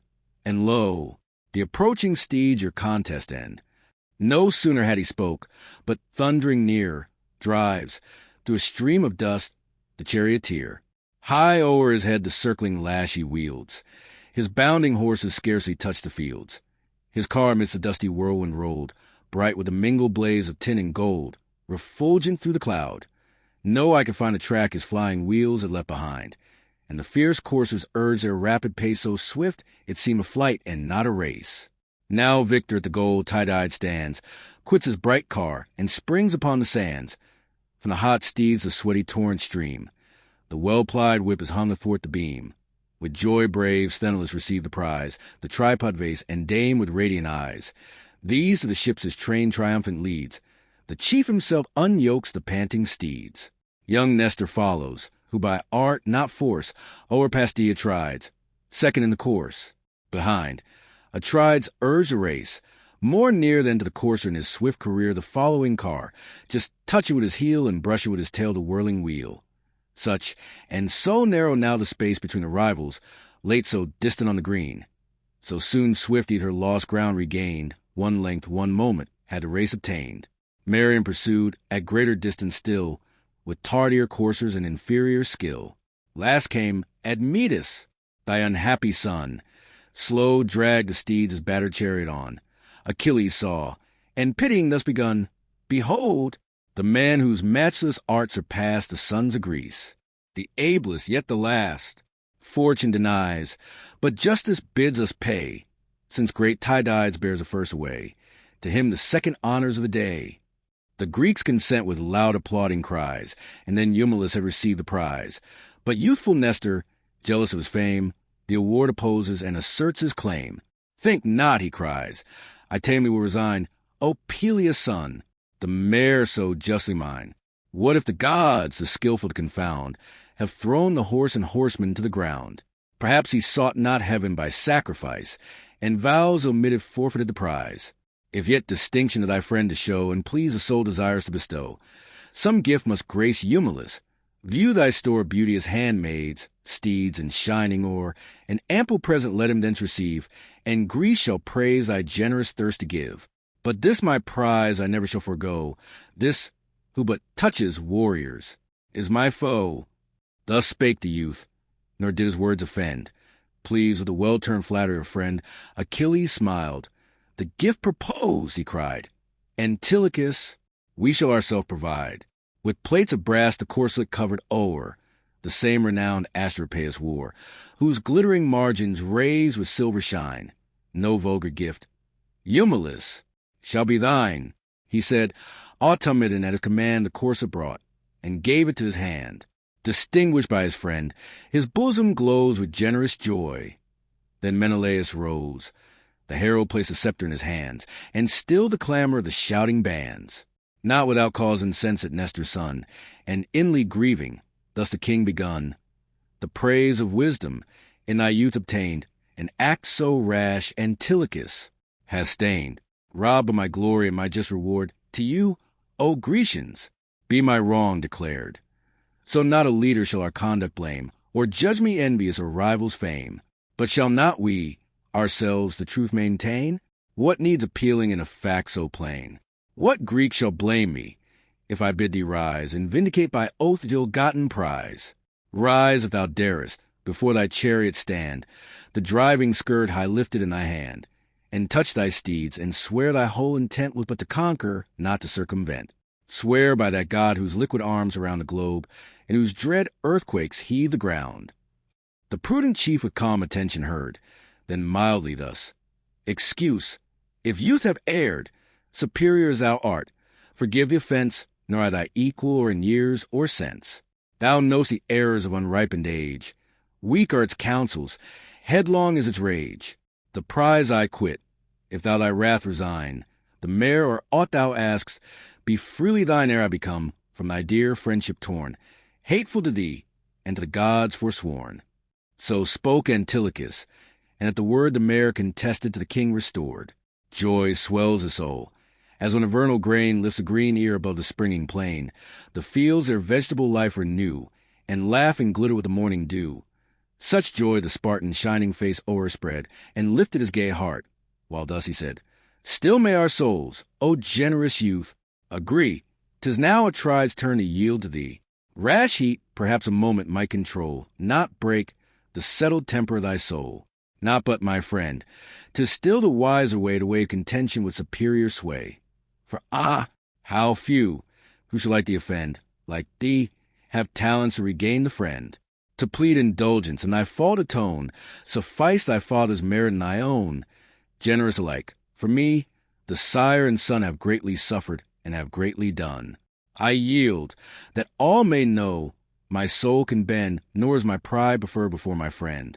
He said, and pleased his passion to command, resigned the courser to no man's hand, friend of the youthful chief, himself content, the shining charger to his vessel sent. The golden talents Marion next obtained, the fifth reward, the double bow, remained. Achilles this to reverend Nestor bears, and thus the purpose of his gift declares. "Accept thou this, O sacred sire," he said, "in dear memorial Patroclus dead, dead and forever lost Patroclus lies, forever snatched from our desiring eyes. Take thou this token of a grateful heart, though 'tis not thine to hurl the distant dart, the quoit to toss, the ponderous mace to wield, or urge the race, or wrestle on the field. Thy pristine vigor age has overthrown, but left the glory of the past thy own. he said, and placed the goblet aside. With joy the venerable king replied, "Wisely and well, my son, thy words approved a senior honored and a friend beloved. Too true it is, deserted of my strength, these withered arms and limbs have failed at length. Oh, had I now that force I felt here, known through Buprasium and the Pylian shore, victorious and in every solemn game, ordained to Amaranth's mighty name, the brave Epeans gave my glory way. Aetolians, Pylians, all resigned the day. I quelled Clytomedes in fights of hand, and back were hurled Ancaeus on the sand, surpassed Iphiclus in the swift career, Phyleus and Polydorus with the spear. The sons of Actor won the prize of horse, but won by numbers, not by art or force.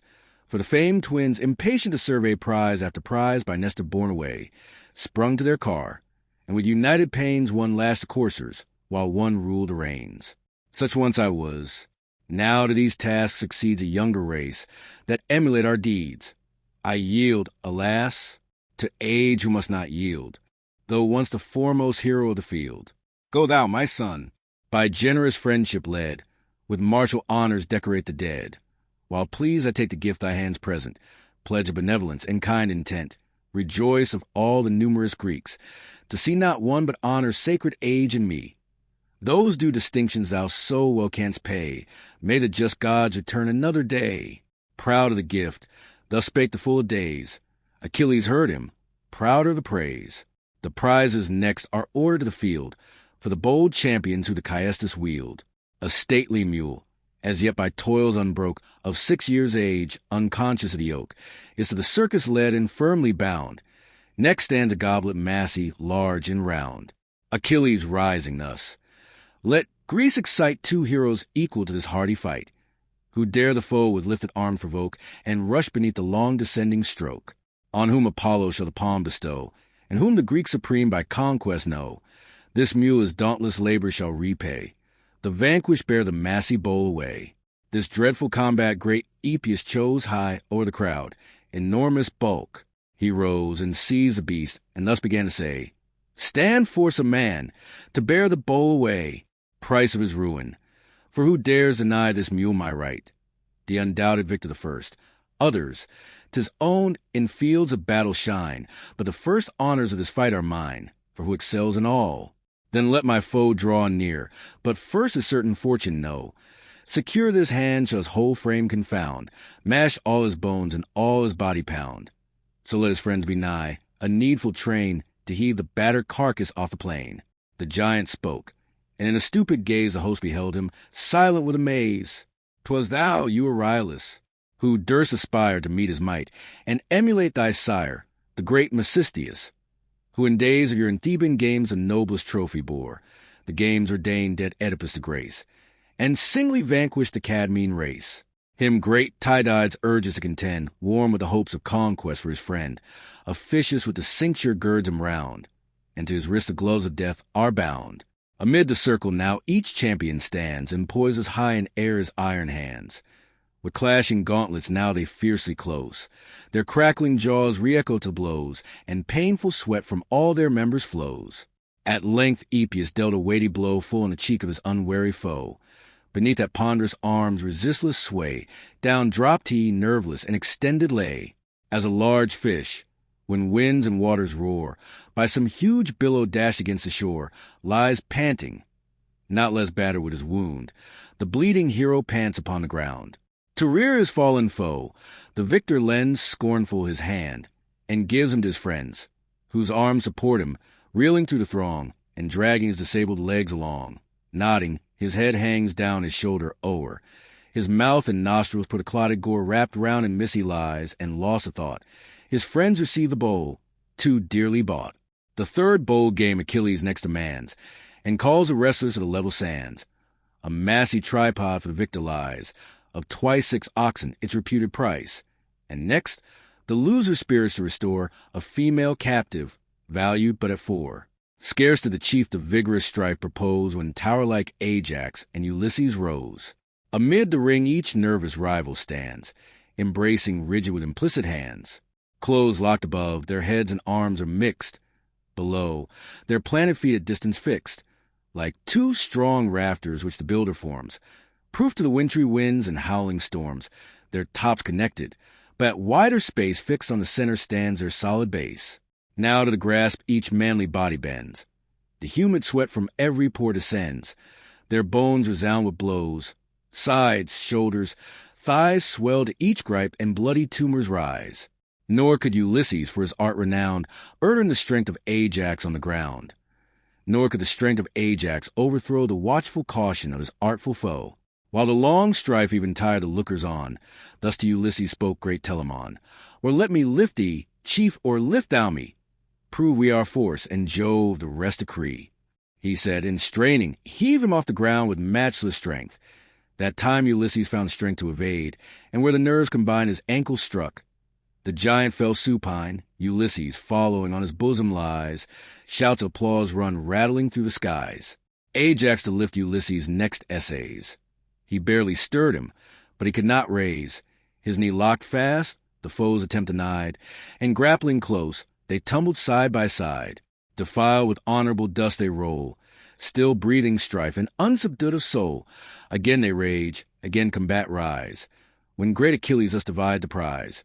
Your noble vigor, O my friends, restrain, nor weary out your generous strength in vain. Ye both have won. Let others who excel now prove that prowess you have proved so well. The heroes' words of willing chiefs obey, from their tired bodies wipe the dust away, and clothe anew the following game survey. And now succeed the gifts ordained to grace the youths contending in the rapid race. A silver urn that full 6 measures held, by none in weight or workmanship excelled. Sidonian artists taught the frame to shine, elaborate with artifice divine, whence Tyrian sailors to the prize transport, and gave Athos at the Lemnian port. From him descended good Euaeus heired the glorious gift, and for Lycaon spared, to brave Patroclus gave the rich reward. Now, the same hero's funeral rites too. Grace, it stands a prize of swiftness in the race. A well-fed ox was for the second placed, and half a talent must content the last. Achilles rising then bespoke the train, who hoped the palm of swiftness to obtain, stand forth, and bear these prizes from the plain.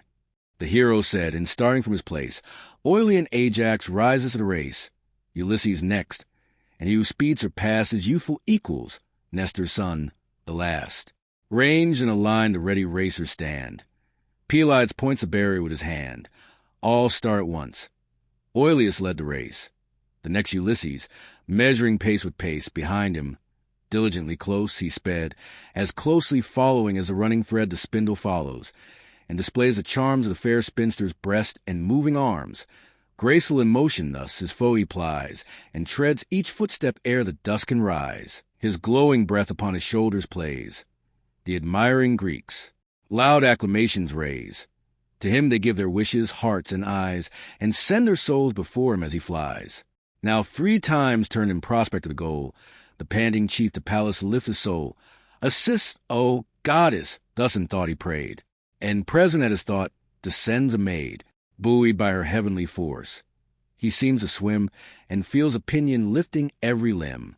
All fierce, and ready now the prize to gain, unhappy Ajax stumbles on the plain, urdered indeed by Pallas, where the slippery shore was clogged with slimy dung and mingled gore.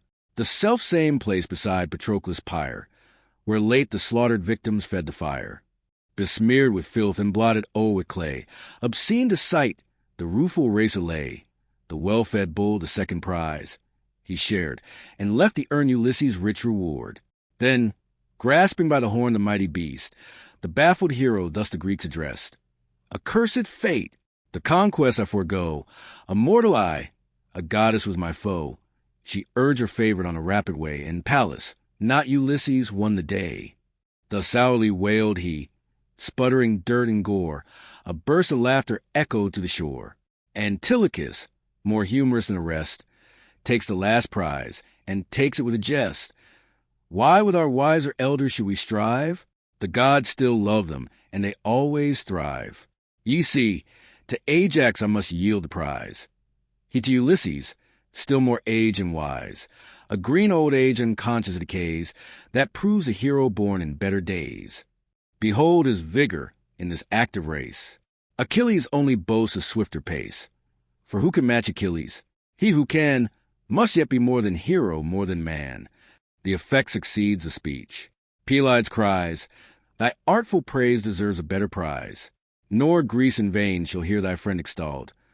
Receive a talent of the purest gold." The youth departs content. The host admire the son of Nestor, worthy of his sire. Next sees a buckler, spear, and helm he brings. Cast on the plain, the brazen burden rings. Arms which of late divine Sarpedon wore, and great Patroclus in short triumph bore. Stand forth the bravest of our host. He cries, "Whoever dares deserve so rich a prize.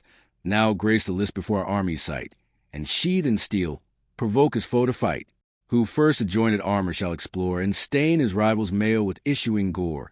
The sword Asteropaeus possessed of old, a Thracian blade, distinct with studs of gold, shall pay the stroke and grace the striker's side. These arms in common let the chiefs divide. For each brave champion, when the combat ends, a sumptuous banquet at our tents attends." Fierce at the word uprose great Tydeus' son, and the huge bulk of Ajax Telamon. Clad in refulgent steel on either hand, the dreadful chiefs amid the circle stand. Lowering they meet, tremendous to the sight. Each Argive bosom beats with fierce delight. Opposed in arms, not long they idly stood, but thrice they closed, and thrice the charge renewed. A furious passed the spear of Ajax, made through the broad shield, but at the corslet stayed. Not thus the foe. His javelin aimed above the buckler's margin, at the neck he drove.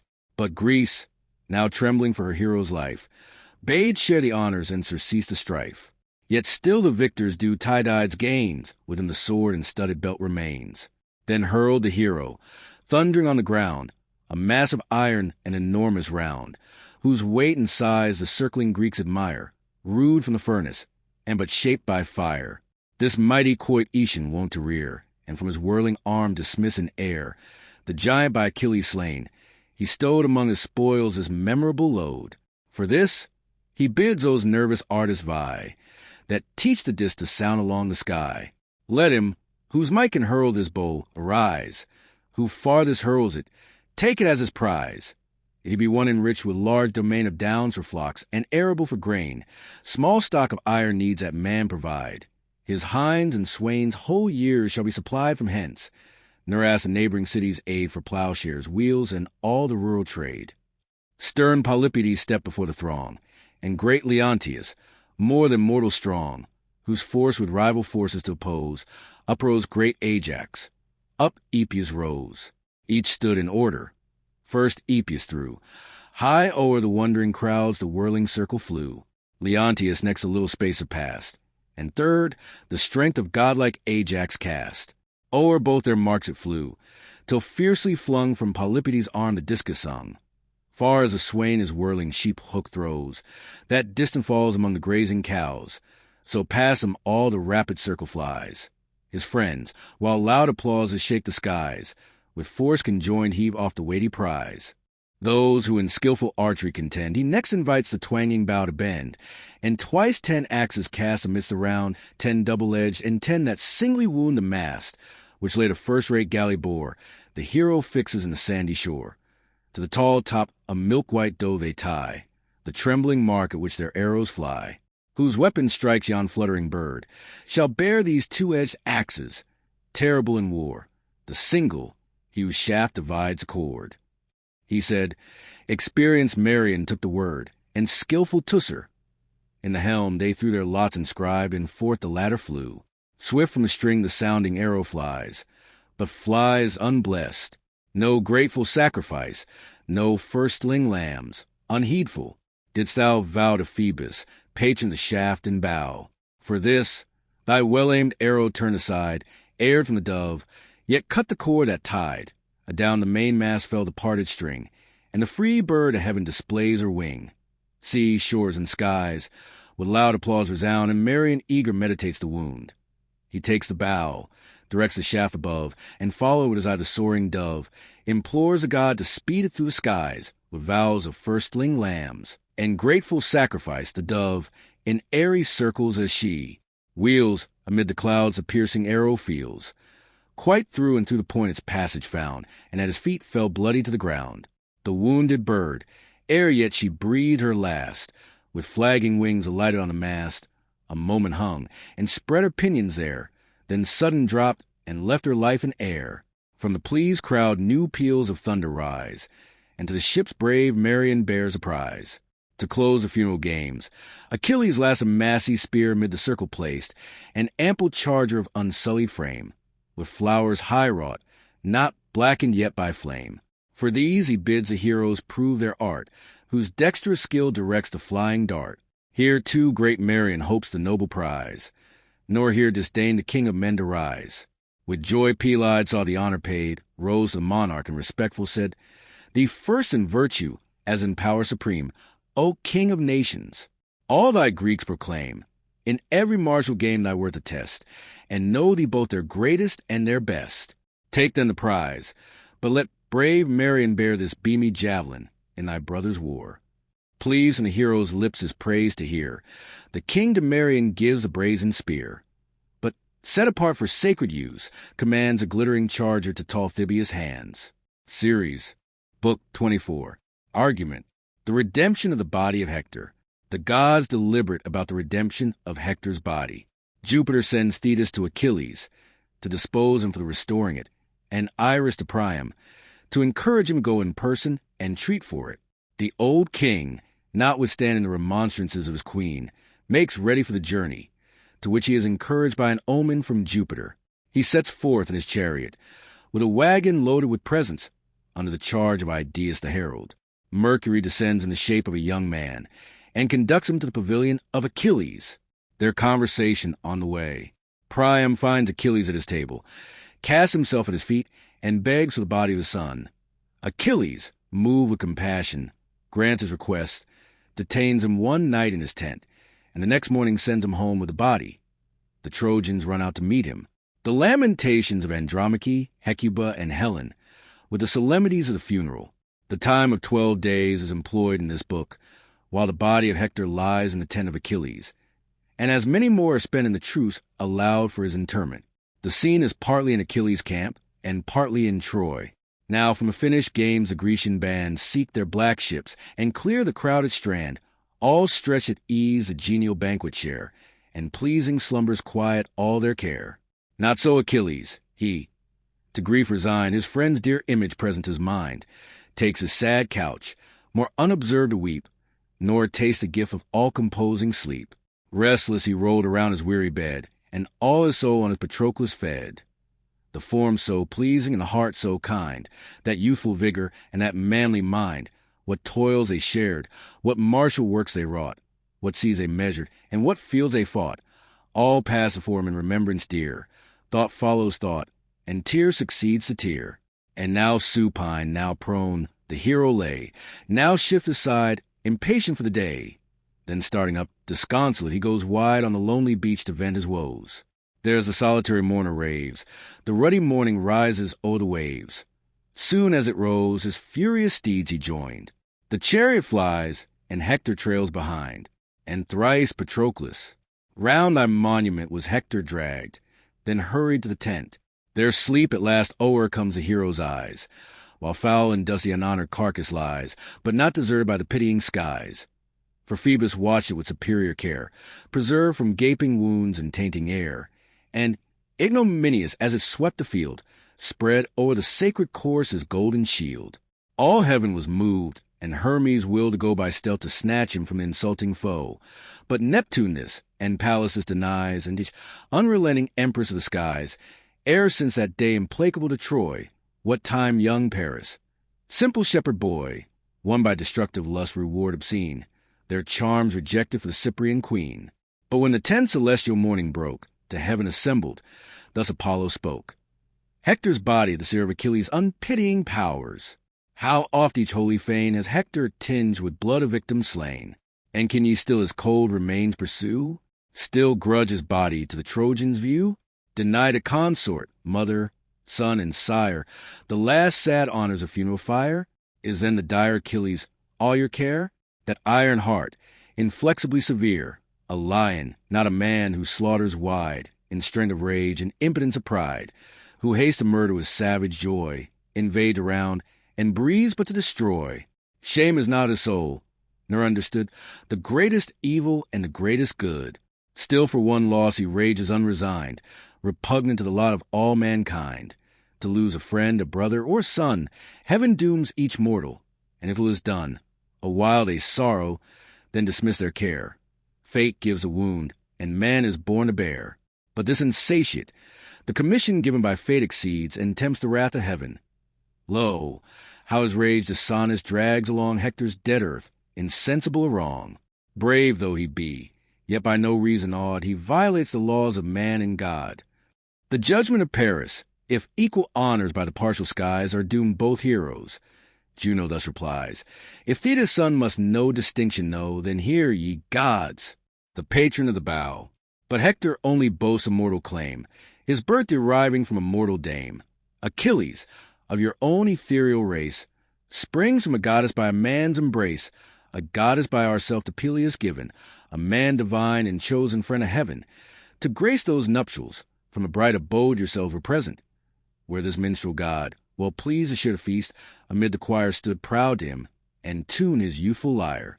Then thus the thunderer checks the imperial dame, Let not thy wrath the court of heaven inflame. Their merits nor their honors are the same, but mine and every god's peculiar grace Hector deserves of all the Trojan race. Still on our shrines his grateful offerings lay, the only honors men to gods can pay, nor ever from our smoking altar cease the pure libation and the holy feast. However by stealth to snatch the corse away, we will not. Thetis guards it night and day, but haste and summon to our courts above the azure queen. Let her persuasion move her furious son from Priam to receive the proffered ransom and the corse to leave. He added not, and Iris from the skies, swift as a whirlwind, on the message flies, meteorous the face of ocean sweeps, refulgent gliding o'er the sable deeps. Between where Samos wide his forest spreads, and rocky Imbrus lifts its pointed heads, down plunged the maid. The parted waves resound winky face. She plunged and instant shot the dark profound, as bearing death in fallacious bait, from the bent angle sinks the leaden weight. So passed the goddess to the closing wave, where Thetis sorrowed in her secret cave. There placed amidst her melancholy train the blue-haired sisters of the sacred main. Pensive she sat, revolving fates to come, and wept her godlike son's approaching doom. Then thus the goddess of the painted bough, Arise, O Thetis, from thy seats below, 'tis Jove that calls. And why, the dame replies, calls Jove his Thetis to the hated skies? Sad object as I am for heavenly sight, may my sorrows ever shun the light. Howe'er, be heaven's almighty sire obeyed. She spake, and veiled her head in sable shade, which, flowing long, her graceful person clad, and forth she paced, majestically sad. Then to the world of waters they repair, the way fair Iris led, to upper air, the deeps dividing. O'er the coast they rise, and touch with momentary flight the skies. There in the lightning's blaze the sire they found, and all the gods in shining synod round. Thetis approached with anguish in her face. Minerva rising, gave the mourner place. Even Juno sought her sorrows to console, and offered from her hand a nectar bowl. She tasted and resigned it. Then began the sacred sire of gods and mortal man. Thou comest, fair Thetis, but with grief o'ercast, maternal sorrows, long, long to last. Suffice, we know and we partake thy cares, but yield to fate, and hear what Jove declares. 9 days are past since all the court above in Hector's cause have moved the ear of Jove. 'Twas voted Hermes from his godlike foe by stealth should bear him. But we willed not so. We will thy son himself the course restore, and to his conquest add this glory more. Then hide thee to him, and our mandate bear. Tell him he tempts the wrath of heaven too far, nor let him more our anger he dread, vent his mad vengeance on the sacred dead, but yield to ransom in the father's prayer. The mournful father Iris shall prepare with gifts to sue, and offer to his hands whatever his honor asks or heart demands. His word the silver-footed queen attends, and from Olympus' snowy tops descends. Arrived, she heard the voice of loud lament, and echoing groans that shook the lofty tent. His friends prepare the victim, and dispose repast unheeded, while he vents his woes. The goddess seats her by her pensive son. She presses hand, and tender thus begun, How long, unhappy, shall thy sorrows flow, and thy heart waste with life-consuming woe? mindless of food or love, whose pleasing reign soothes weary life and softens human pain? Oh, snatch the moments yet within thy power, not long to live, indulge the amorous hour. Lo, Jove himself, for Jove's command I bear, forbids to tempt the wrath of heaven too far. No longer then his fury if thou dread, detain the relics of great Hector dead, nor vent on senseless earth thy vengeance vain, but yield the ransom and restore the slain. To whom Achilles, be the ransom given, and we submit, since such the will of heaven. While thus they communed, from the Olympian bowers Jove orders Iris to the Trojan towers.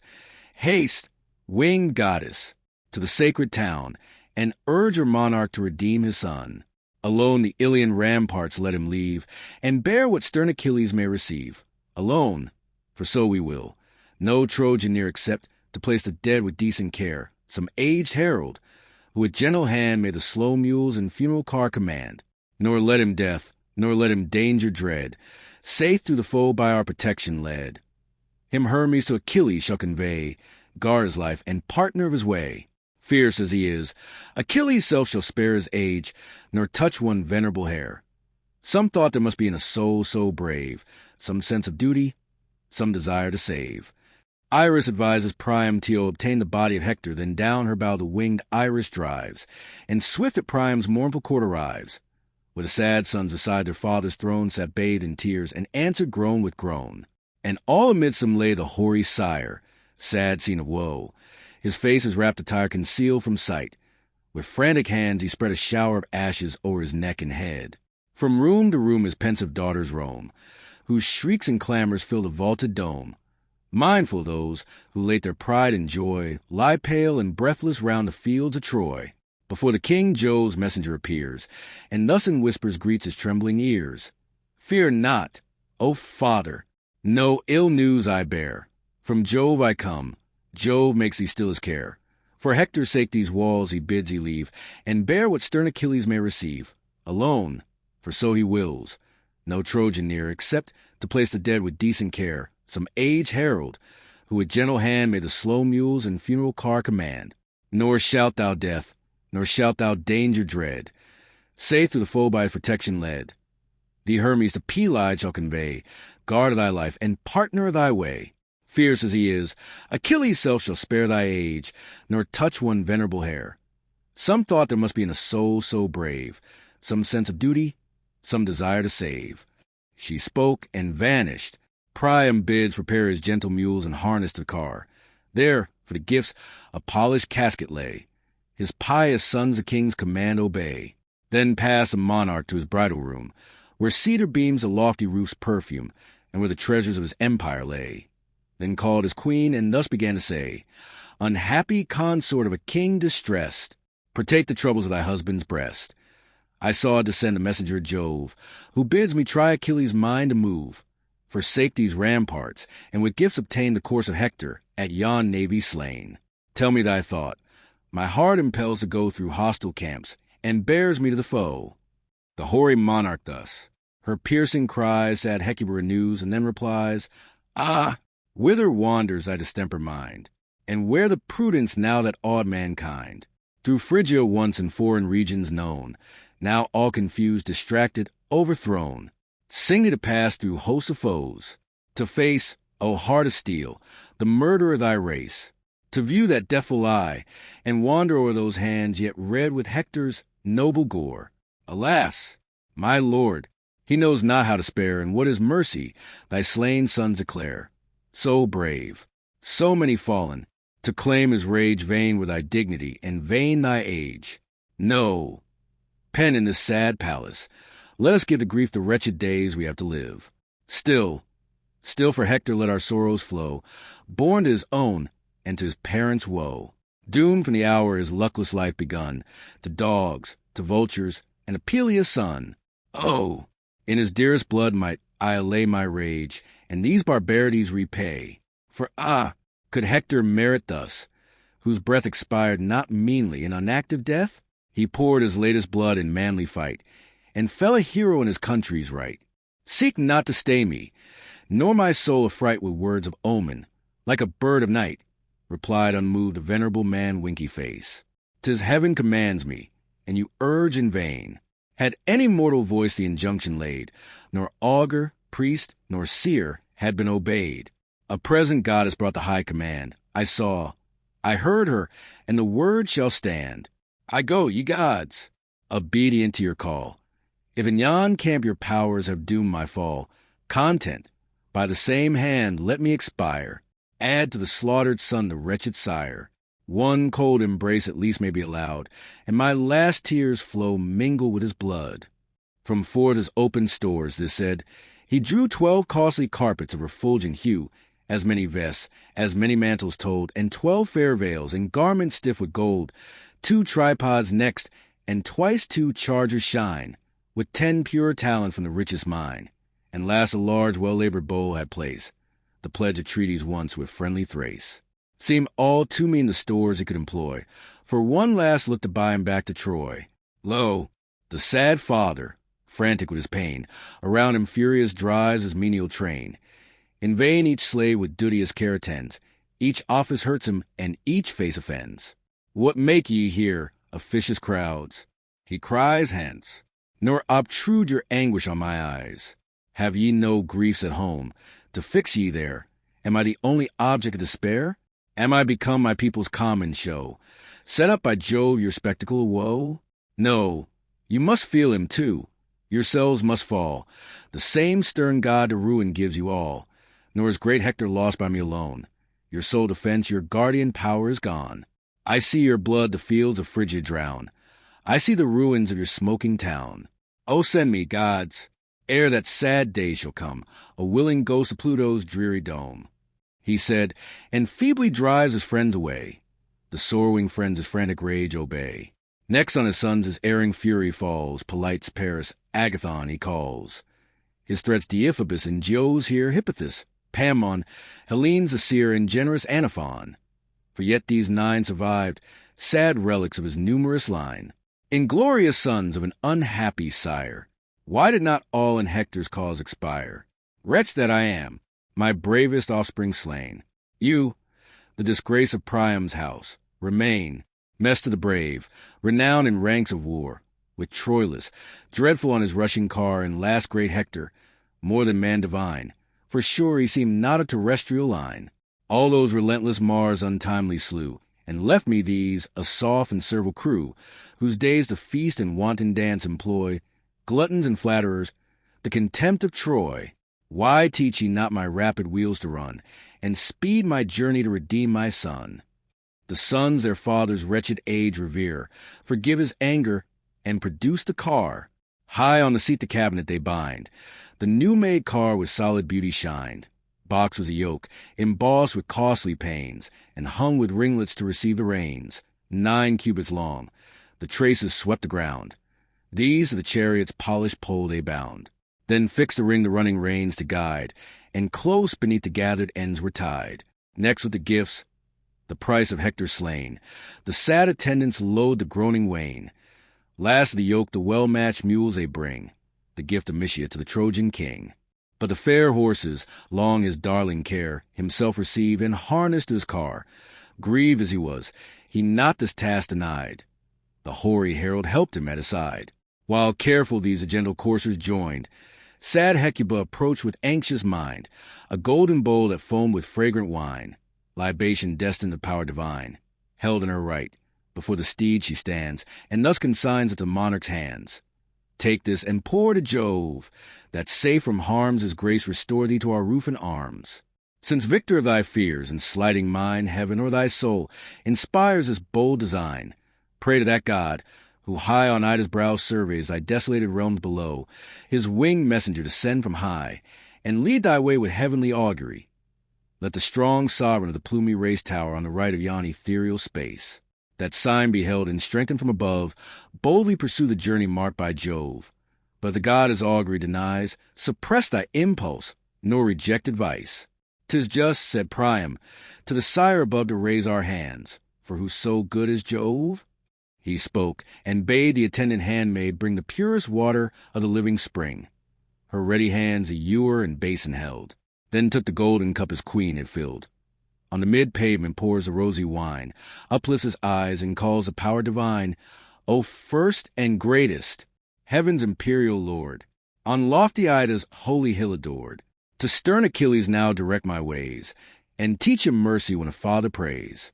If such thy will, dispatch from yonder sky thy sacred bird, celestial augury.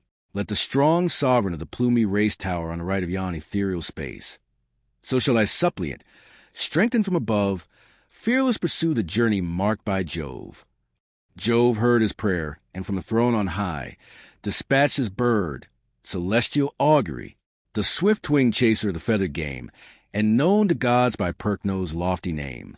Wide as appears some palace gate displayed, so broad his pinions stretch their ample shade, as stooping dexter with resounding wings the imperial bird descends in airy rings. A dawn of joy in every face appears. The mourning matron dries her timorous tears. Swift on his car the impatient monarch sprung, the brazen portal in his passage rung. The mules preceding draw the loaded wain, charge of the gifts.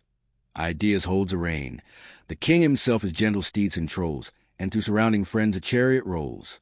On his slow wheels the following people wait, mourn at each step, and get him up to fate. With hands uplifted eye him as he passed, and gaze upon him as they gaze their last. Now forward fares the father on his way, through the lone fields, and back to Iliad. Great Jove beheld him as he crossed the plain, and felt the woes of miserable man.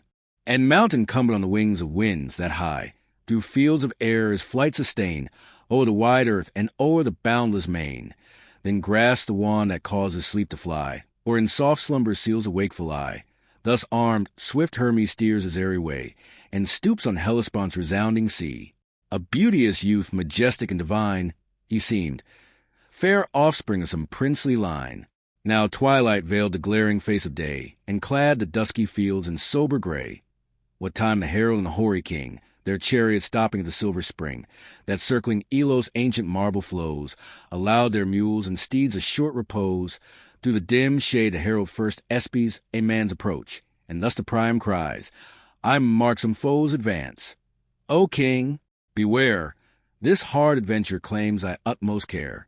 For much, I fear, destruction hovers nigh.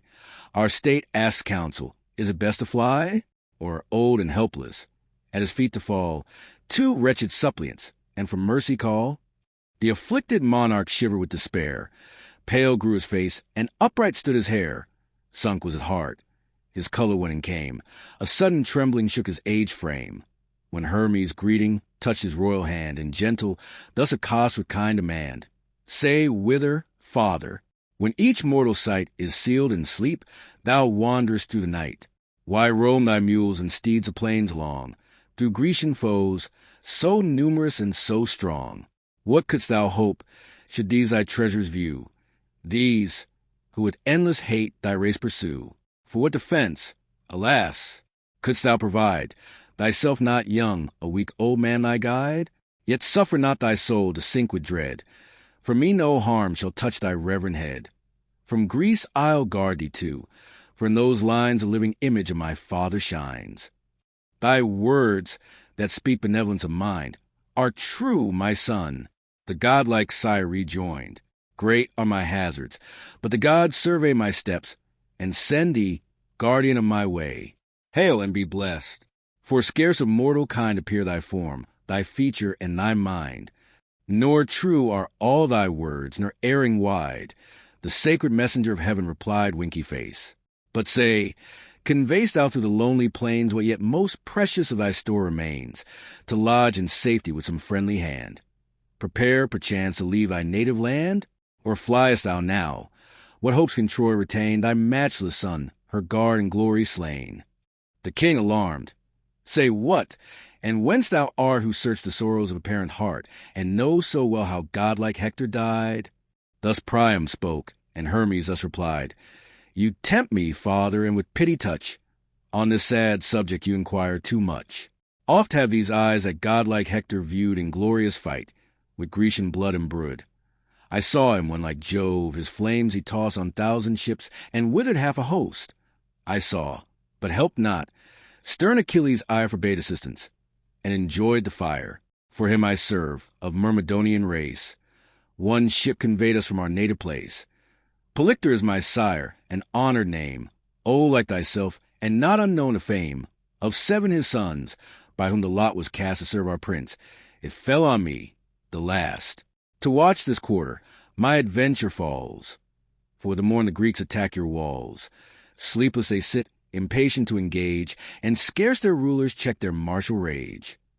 If then thou art of stern Pelides' train, the mournful monarch thus rejoined again, tell me truly, where are laid my son's dear relics? What befalls him dead? Have dogs dismembered on the naked plains? Where yet unmangled rest his cold remains? O favor the skies! Thus answered in the power that mediates between God and men. Nor dogs nor vultures have thy Hector rent, but whole he lies, neglected in the tent. This the 12th evening since he rested there, untouched by worms, untainted by the air. Still as Aurora's ruddy beam is spread, round his friend's tomb Achilles drags a dead. Yet undisfigured or in limb or face, all fresh he lies, with every living grace majestical in death. No stains are found o'er all the course, and closed is every wound, though many a wound they gave. Some heavenly care, some hand divine, preserves him ever fair, or all the hosts of heaven, to whom he led a life so grateful, still regard him dead. Thus spoke the Prime, the celestial guide, and joyful thus the royal sire replied, Blessed is the man who pays the gods above the constant tribute of respect and love. Those who inhabit the Olympian bower my son forgot not, in exalted power, and heaven, that every virtue bears in mind, even to the ashes of the just is kind. But thou, O generous youth, this goblet take, a pledge of gratitude for Hector's sake. And while the favoring gods our steps survey, safe to Pelides' tent conduct my way, to whom the latent god. O king, forbear to tempt my youth, for apt is youth to err. But can I, absent from my prince's sight, take gifts in secret, that must shun the light? What from our master's interest thus we draw, is but a license theft that 'scapes the law. Respecting him, my soul abjures the offense, and as a crime, I dread the consequence. Thee, far as Argos, please I to convey, guard thy life and partner thy way, on the attend, thy safety to maintain, o'er pathless forest or the roaring main. He said, then took the chariot a bound, and snatched the reins, and whirled the lash around. Before the inspiring god that urged them on, the coursers fly with spirit not their own. And now they reach the naval walls, and found the guards are passing, while the bowls go round. On these the virtuous wand he tries, and pours deep slumber on their watchful eyes. Then heaved the massy gates, removed the bars, and o'er the trenches led the rolling cars. Unseen, through all the hostile camp they went, and now approached Pelides' lofty tent. On firs the roof was raised, and covered o'er with reeds collected from the marshy shore, and, fenced with palisades, a hall of state, the work of soldiers, where the hero sat. Large was a door, whose well-compacted strength a solid pine tree barred of wondrous length. Scarce 3 strong Greeks could lift its mighty weight, but great Achilles singly closed the gate. This Hermes, such the power of gods, set wide, then swift alighted the celestial guide, and thus revealed, Hear, Prince, and understand thou oust thy guidance to no mortal hand. Hermes I am, descended from above, the king of arts, the messenger of Jove, farewell. To shun Achilles' sight I fly, uncommon are such favors of sky, nor stand confess of frail mortality. Now fearless enter and prefer thy prayers, adjure him by his father's silver hairs, his son, his mother, urge him to bestow whatever pity that stern heart can know. Thus having said, he vanished from his eyes, and in a moment shot into the skies. The king, confirmed from heaven, alighted there, and left his aged herald on the car. With solemn pace through various rooms he went, and found Achilles in his inner tent. There sat the hero, Alcimus the brave, and great Automedon attendance gave. These served as person at the royal feast. Around at awful distance stood the rest. Unseen by these, the king his entry made, and prostrate now before Achilles laid, sudden a venerable sight, appears, embraced his knees, and bathed his hands in tears. Those direful hands his kisses pressed, embroidered even with the best, the dearest of his blood. As when a wretch who, conscious his crime, pursued for murder, flies his native clime, just gains some frontier, breathless, pale, amazed, all gaze, all wonder. Thus Achilles gazed. Thus stood the attendants stupid with surprise, all mute, yet seemed to question with their eyes. Each looked on other, none the silence broke, till thus at last a kingly suppliant spoke.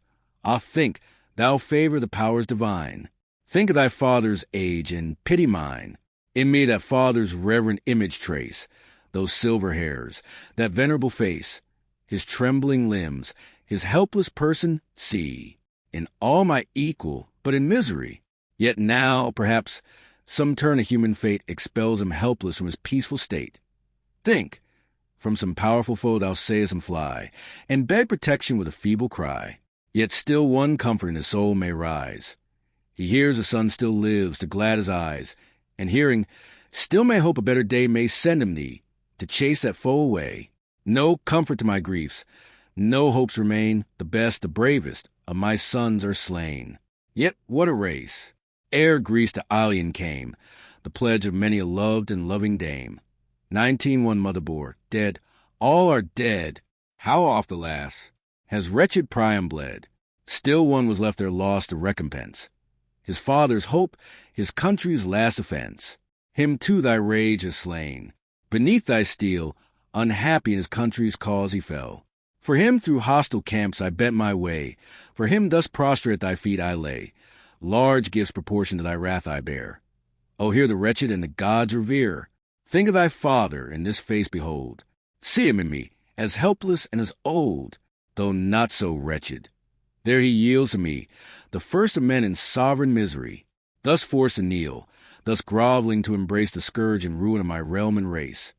Suppliant my children's murder to implore, and kiss those hands yet reeking with their gore. These words soft pity in the chief inspire, touched with the dear remembrance of his sire. Then with his hand, as prostrate still he lay, the old man's cheek he gently turned away.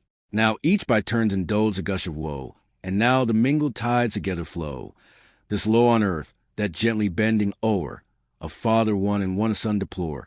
But great Achilles different passions rend, and now his sire he mourns, and now his friend. The infectious softness of the heroes ran. One universal solemn shower began. They bore as heroes, but they felt as man. Satiate at length with unavailing woes, from the high throne divine Achilles rose. The reverend monarch by the hand he raised. On his white beard and form majestic gazed, not unrelenting. Then serene began with words to soothe the miserable man. Alas, what weight of anguish hast thou known, unhappy prince? Thus guardless and alone to pass through foes, and thus undaunted face the man whose fury has destroyed thy race. Heaven sure has armed thee with a heart of steel, a strength proportioned to the woes you feel. Rise, then, let reason mitigate your care. To mourn avails not. Man is born to bear. Such is, alas, the gods' severe decree. They are blessed and only free. 2 urns by Jove's high throne have ever stood, the source of evil one and one of good. From thence a cup of mortal man he fills. Blessings to these, to those distributes ill. To most he mingles both. The wretch decreed to taste the bad unmixed is curse indeed. Pursued by wrongs, by meager famine driven, he wanders, outcast both of earth and heaven. The happiest taste not happiness sincere, but find a cordial draught is dashed with care. Who more than Peleus shone in wealth and power? What stars concurring bless his natal hour? A realm, a goddess, to his wishes given, graced by the gods with all the gifts of heaven. One evil yet o'ertakes his latest day, no race succeeding to imperial sway, an only son, and he, alas, ordained to fall untimely in a foreign land. See him in Troy, the pious care decline of his weak age, to live the curse of thine. Thou too, old man, hast happier days beheld, in riches once, in children once excelled. Extended Phrygia on thy ample reign, and all fair Lesbos' blissful seats contain, and all wide Hellespont's unmeasured main. But since the god his hand has pleased to turn, and fill thy measure from his bitter urn, what sees the sun, but hapless heroes falls? War and the blood of men surround thy walls. What must be, bear thy lot, nor shed these unavailing sorrows o'er the dead. Thou canst not call him from the Stygian shore, but thou, alas, mayst live to suffer more. To whom the king, O favor the skies, here let me grow to earth. Since Hector lies on the bare beach deprived of obsequies, O give me Hector, To my eyes restore his course, and take the gifts. I ask no more. Thou, as thou mayst these boundless stores enjoy, safe mayst thou sail, and turn thy wrath from Troy. So shall thy pity and forbearance give a weak old man to see the light and live. Move me no more, Achilles thus replies, while kindling anger sparkled his eyes, nor seek by tears my steady soul to bend. To yield thy Hector I myself intend. For know, from Jove my goddess mother came, old Ocean's daughter, silver-footed dame. Nor comest thou but by heaven, nor comest alone. Some god impels with courage not thy own. No human hand the weighty gates unbarred, nor could the boldest of our youth have dared to pass our outworks, or elude the guard. Cease, lest, neglectful of high Jove's command, I show thee, king, thou treadst on hostile land. Release my knees, thy suppliant arts give o'er, and shake the purpose of my soul no more. The sire obeyed him, trembling and o'erawed. Achilles, like a lion, rushed abroad. Automedon and Alcimus attend, whom most he honored, since he lost his friend. These to unyoke the mules and horses went, and led the hoary herald to tent. Next, heaped on high, the numerous presents bear great Hector's ransom. From the polished car, 2 splendid mantles and a carpet spread, they leave, to cover and enwrap the dead. Then call the handmaids, with assistant toil to wash the body and anoint with oil, apart from Priam, lest the unhappy sire, provoked to passion, once more rouse ire the stern Pelides, and nor sacred age, nor Jove's command, should check the rising rage. This done, the garments o'er the corse they spread. Achilles lifts it to funeral bed. Then, while the body on the car they laid, he groans, and calls on love Patroclus' shade. If, in that gloom which never light must know, the deeds of mortals touch the ghost below, O friend, forgive me, that I thus fulfill, restoring Hector, heaven's unquestioned will. The gifts the Father gave be ever thine, to grace thy manes and adorn thy shrine. He said, and entering, took his seat of state, where full before him reverend Priam sate, to whom composed the godlike chief begun. Lo, to thy prayer restored, thy breathless son, extended on the funeral couch he lies, and soon as morning paints the eastern skies, the sight is granted to thy longing eyes. But now the peaceful hours of sacred night demand reflection, and to rest invite. Nor thou, O Father, thus consumed with woe, the common cares that nourish life forego. Not thus did Niobe, of form divine, a parent once, whose sorrows equal thine. 6 youthful sons, as many blooming maids, in one sad day beheld the Stygian shades. Those by Apollo's silver bow were slain, these, Cynthia's arrows stretched upon the plain. So was her pride chastised by wrath divine, who matched her own with bright Latona's line. But to the goddess 12 the queen enjoyed, those boasted 12, the avenging 2 destroyed. Steeped in their blood and in the dust outspread, 9 days neglected, lay exposed the dead. None by to weep them, to inhume them none, for Jove had turned the nation all to stone. The gods themselves, at length relenting, gave the unhappy race the honors of a grave. Herself a rock, for such was heaven's high will, through deserts wild now pours a weeping rill, where round the bed whence Achilles springs, the watery fairies dance in mazy rings. There high on Cypselus' shaggy brow she stands, her own sad monument of woe. The rock for ever lasts, the tears for ever flow. Such griefs, O king, have other parents known. Remember theirs and mitigate thy own. The care of heaven thy Hector has appeared, nor shall he lie unwept and uninterred. Soon may thy aged cheeks in tears be drowned, and all the eyes of Ilion stream around. He said, and, rising, chose the victim you with silver fleece, which his attendant slew. The limbs they sever from the reeking hide, with skill prepare them, and in parts divide. Each on the coals the separate morsels lays, and hasty snatches from the rising blaze. With bread the glittering canisters they load, which round the board Automedon bestowed. The chief himself to each his portion placed, and each indulging shared in sweet repast. When now the rage of hunger was repressed, the wondering hero eyes his royal guest. No less the royal guest the hero eyes, his godlike aspect and majestic size. Here youthful grace and noble fire engage, and there the mild benevolence of age. Thus gazing long, the silence neither broke, a solemn scene. At length the father spoke, Permit me now, beloved of Jove, to steep my careful temples in the dew of sleep. For since the day that numbered with the dead my hapless son, the dust has been my bed.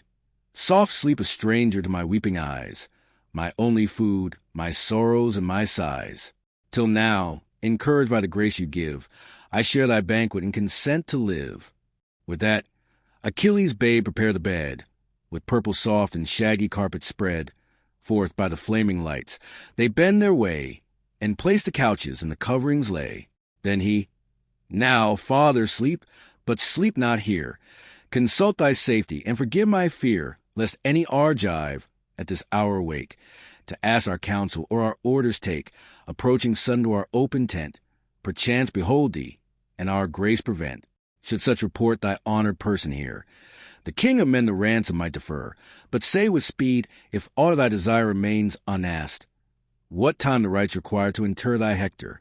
For so long we stay our slaughtering arm, and bid the hosts obey. If then thou wilt permit, the monarch said, to finish all due honors to the dead, this of thy grace accord. To thee are known the fears of Iliad, closed within her town, and at what distance from our walls aspire the hills of Ide, and forests for the fire. 9 days to vent our sorrows I request. The 10th shall see the funeral and the feast. The next to raise his monument be given. The 12th we war, if war be doomed by heaven. This thy request, replied the chief, enjoy. Till then our arms suspend the fall of Troy. Then gave his hand at parting, to prevent the old man's fears, and turned within the tent, where fair Briseis, bright in blooming charms, expects her hero with desiring arms. But in the porch the king and herald rest, sad dreams of care yet wandering in their breast. Now gods and men the gifts of sleep partake. Industrious Hermes only was awake. The king's return revolving in his mind, to pass the ramparts and the watch to blind. The power descending hovered o'er his head. And sleep'st thou, father? Thus the vision said. Now dost thou sleep when Hector is restored, nor fear the Grecian foes or Grecian lord. Thy presence here should stern a tried sea. Thy still surviving sons may sue for thee, may offer all thy treasures yet contain, to spare thy age, and offer all in vain. Wake to the word the trembling sire arose, and raised his friend. The god before him goes. He joins the mules, directs them with his hand, and moves in silence through the hostile land. When now to Xanthus' yellow stream they drove, Xanthus, immortal progeny of Jove, the winged deity forsook their view, and in a moment to Olympus flew. Now shed Aurora round her saffron ray, sprang to the gates of light, and gave the day, charged with a mournful load, to Ilion go the sage and king, majestically slow. Cassandra first beholds, from Ilion's spire, the sad procession of her hoary sire. Then, as the pensive pomp advanced more near, her breathless brother stretched upon the bier. A shower of tears o'erflows her beauteous eyes, alarming thus all Ilion with her cries. Turn here your steps, and here your eyes employ, ye wretched daughters and ye sons of Troy. If e'er ye rushed in crowds, with vast delight, to hail your hero glorious from the fight, now meet him dead, and let your sorrows flow, your common triumph and your common woe. In thronging crowds they issue to the plains, nor man nor woman in the walls remains. In every face the selfsame grief is shown, and Troy sends forth one universal groan. At Scia's gates they meet the morning wane, hang on the wheels, and grovel round the slain. The wife and mother, frantic with despair, kiss his pale cheek and rend their scattered hair. Thus wildly wailing at the gates they lay, and their sight and sorrowed out the day. But godlike Priam from the chariot rose. Forbear, he cried, this violence of woes. First to the palace let the car proceed, then pour your boundless sorrows o'er the dead. The waves of people at his word divide. Slow rolls the chariot through the following tide. Even to the palace the sad pomp they wait. They weep, and place him on the bed of state. A melancholy choir attend around, with plaintive sighs and music's solemn sound. Alternately they sing, alternate flow the obedient tears, melodious in their woe, while deeper sorrows groan from each full heart, and nature speaks at every pause of art. First to the course the weeping consort flew, around his neck her milk-white arms she threw. And oh, my Hector, oh, my lord, she cries, snatched in thy bloom from these desiring eyes. Thou to the dismal realms forever gone, and I abandoned desolate, alone, an only son, once comfort of our pains, sad product now of hapless love, remains. Never to manly age that sun shall rise, or with increasing graces glad my eyes. For Iliad now, her great defender slain, shall sink a smoking ruin on the plain. Who now protects her wives with guardian care? Who saves her infants from the rage of war? Now hostile fleets must waft those infants o'er, those wives must wait them, to a foreign shore. Thou too, my son, to barbarous climes shall go, the sad companion of thy mother's woe, driven hence a slave before the victor's sword, condemned to toil for some inhuman lord, or else some Greek whose father pressed the plain, or son or brother, by great Hector slain. In Hector's blood his vengeance shall enjoy, and hurl thee headlong from the towers of Troy. For thy stern father never spared a foe, thence all these tears and all this scene of woe. Thence many evils his sad parents bore, his parents many, but his consort more. Why gav'st thou not to me thy dying hand? And why received not I thy last command?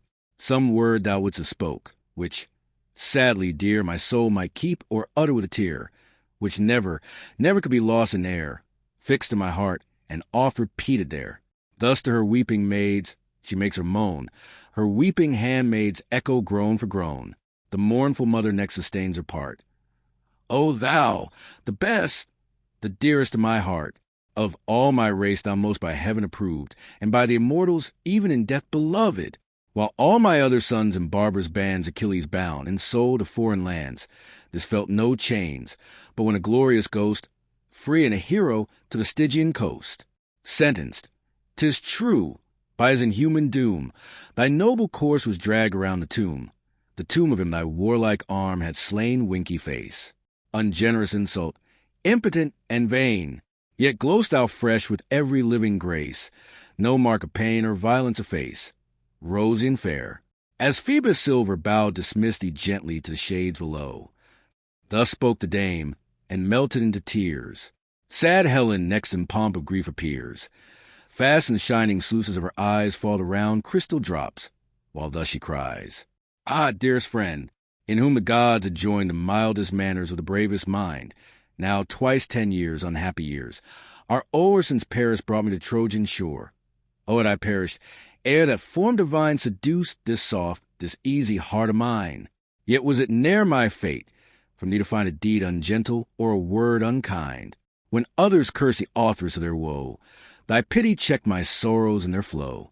If some proud brother eyed me with disdain, or scornful sister with her sweeping train, thy gentle accents softened all my pain. For thee I mourn, and mourn myself in thee, the wretched source of all this misery. The fate I caused, for ever I bemoan. Sad Helen has no friend, now thou art gone. Through Troy's wide streets abandoned shall I roam, in Troy deserted, as abhorred a home. So spoke the fair with sorrow streaming eye. Distressful beauty melts each stander by. On all around infectious sorrow grows, but Priam checked the torrent as it rose. Perform, ye Trojans, what the rites require, and fell the forest for a funeral pyre. 12 days, nor foes nor secret ambush dread. Achilles grants these honors to the dead. Funeral of Hector he spoke, and at his word, the Trojan trained their mules and oxen harnessed to the wain, poured through the gates, and fell from Ida's crown, roll back the gathered forest of the town. These toils continued 9 succeeding days, and high in air a sylvan structure raise. But when the 10th fair morn began to shine, forth the pile was borne a man divine, and placed aloft, while all, with streaming eyes, beheld the flames and rolling smokes arise. Soon as Aurora, daughter of the dawn, with rosy luster streaked the dewy lawn, again the mournful crowd surround the pyre, and quench with wine the yet remaining fire. The snowy bones his friends and brothers place, with tears collected, in a golden vase. The golden vase in purple palls they rolled, of softest texture, and inwrought with gold. Last o'er the urn the sacred earth they spread, and raised the tomb, memorial of the dead. Strong guards and spies, till all the rites were done, watched from the rising to the setting sun. All Troy then moves to Priam's court again, a solemn, silent, melancholy train. Assembled there, from pious toil they rest, and sadly share the last sepulchral feast. Such honors Iliad to her hero paid, and peaceful slept the mighty Hector's shade. Concluding note, We have now passed through the Iliad and seen the anger of Achilles and the terrible effects of it at an end, as that only was the subject of the poem, and the nature of epic poetry would not permit our author to proceed to the event of the war. It perhaps may be acceptable to the common reader to give a short account of what happened to Troy and the chief actors in this poem after the conclusion of it.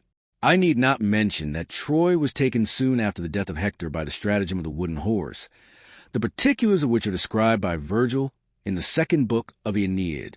Achilles fell before Troy by the hand of Paris, by the shot an arrow in his heel, as Hector had prophesied at his death, Lib 22. The unfortunate Priam was killed by Pyrrhus, the son of Achilles. Ajax, after the death of Achilles, had a contest with Ulysses for the armor of Vulcan, but being defeated in his aim, he slew himself through indignation. Helen, after the death of Paris, married Deiphobus' brother, and at the taking of Troy betrayed him, in order to reconcile herself to Menelaus, her first husband, who received her again into favor. Agamemnon, at his return, was barbarously murdered by Aegisthus, at the instigation of Clytemnestra, his wife, who in his absence had dishonored his bed with Aegisthus. Diomed, after the fall of Troy, was expelled his own country, and scarce escaped with his life from his adulterous wife Aegiale, but at last was received by Daunus in Apulia, and shared his kingdom. It is uncertain how he died. Nestor lived in peace with his children in Pylos, his native country. Ulysses also, after innumerable troubles by sea and land, at last returned in safety to Ithaca, which is the subject of Homer's Odyssey. For what remains, I beg to be excused from the ceremonies of taking leave at the end of my work, and from embarrassing myself or others with any defenses or apologies about it. But instead of endeavoring to raise a vain monument to myself of the merits or difficulties of it, which must be left to the world, to truth and to posterity, let me leave behind me a memorial of my friendship with one of the most valuable of men, as well as finest writers of my age and country, one who has tried and knows by his own experience how hard an undertaking it is to do justice to Homer, and one whom, I am sure, sincerely rejoices with me at the period of my labors.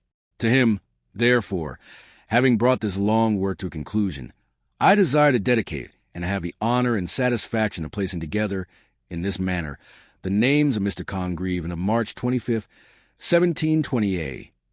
Pope tun theindiopoia, to me epi pliami procophian poetiki kai alloys epidensai susitescatin. Iai estamina modern uidos proanta. M. Oral Anton de Cypso, lib I, section 17. End of the Iliad.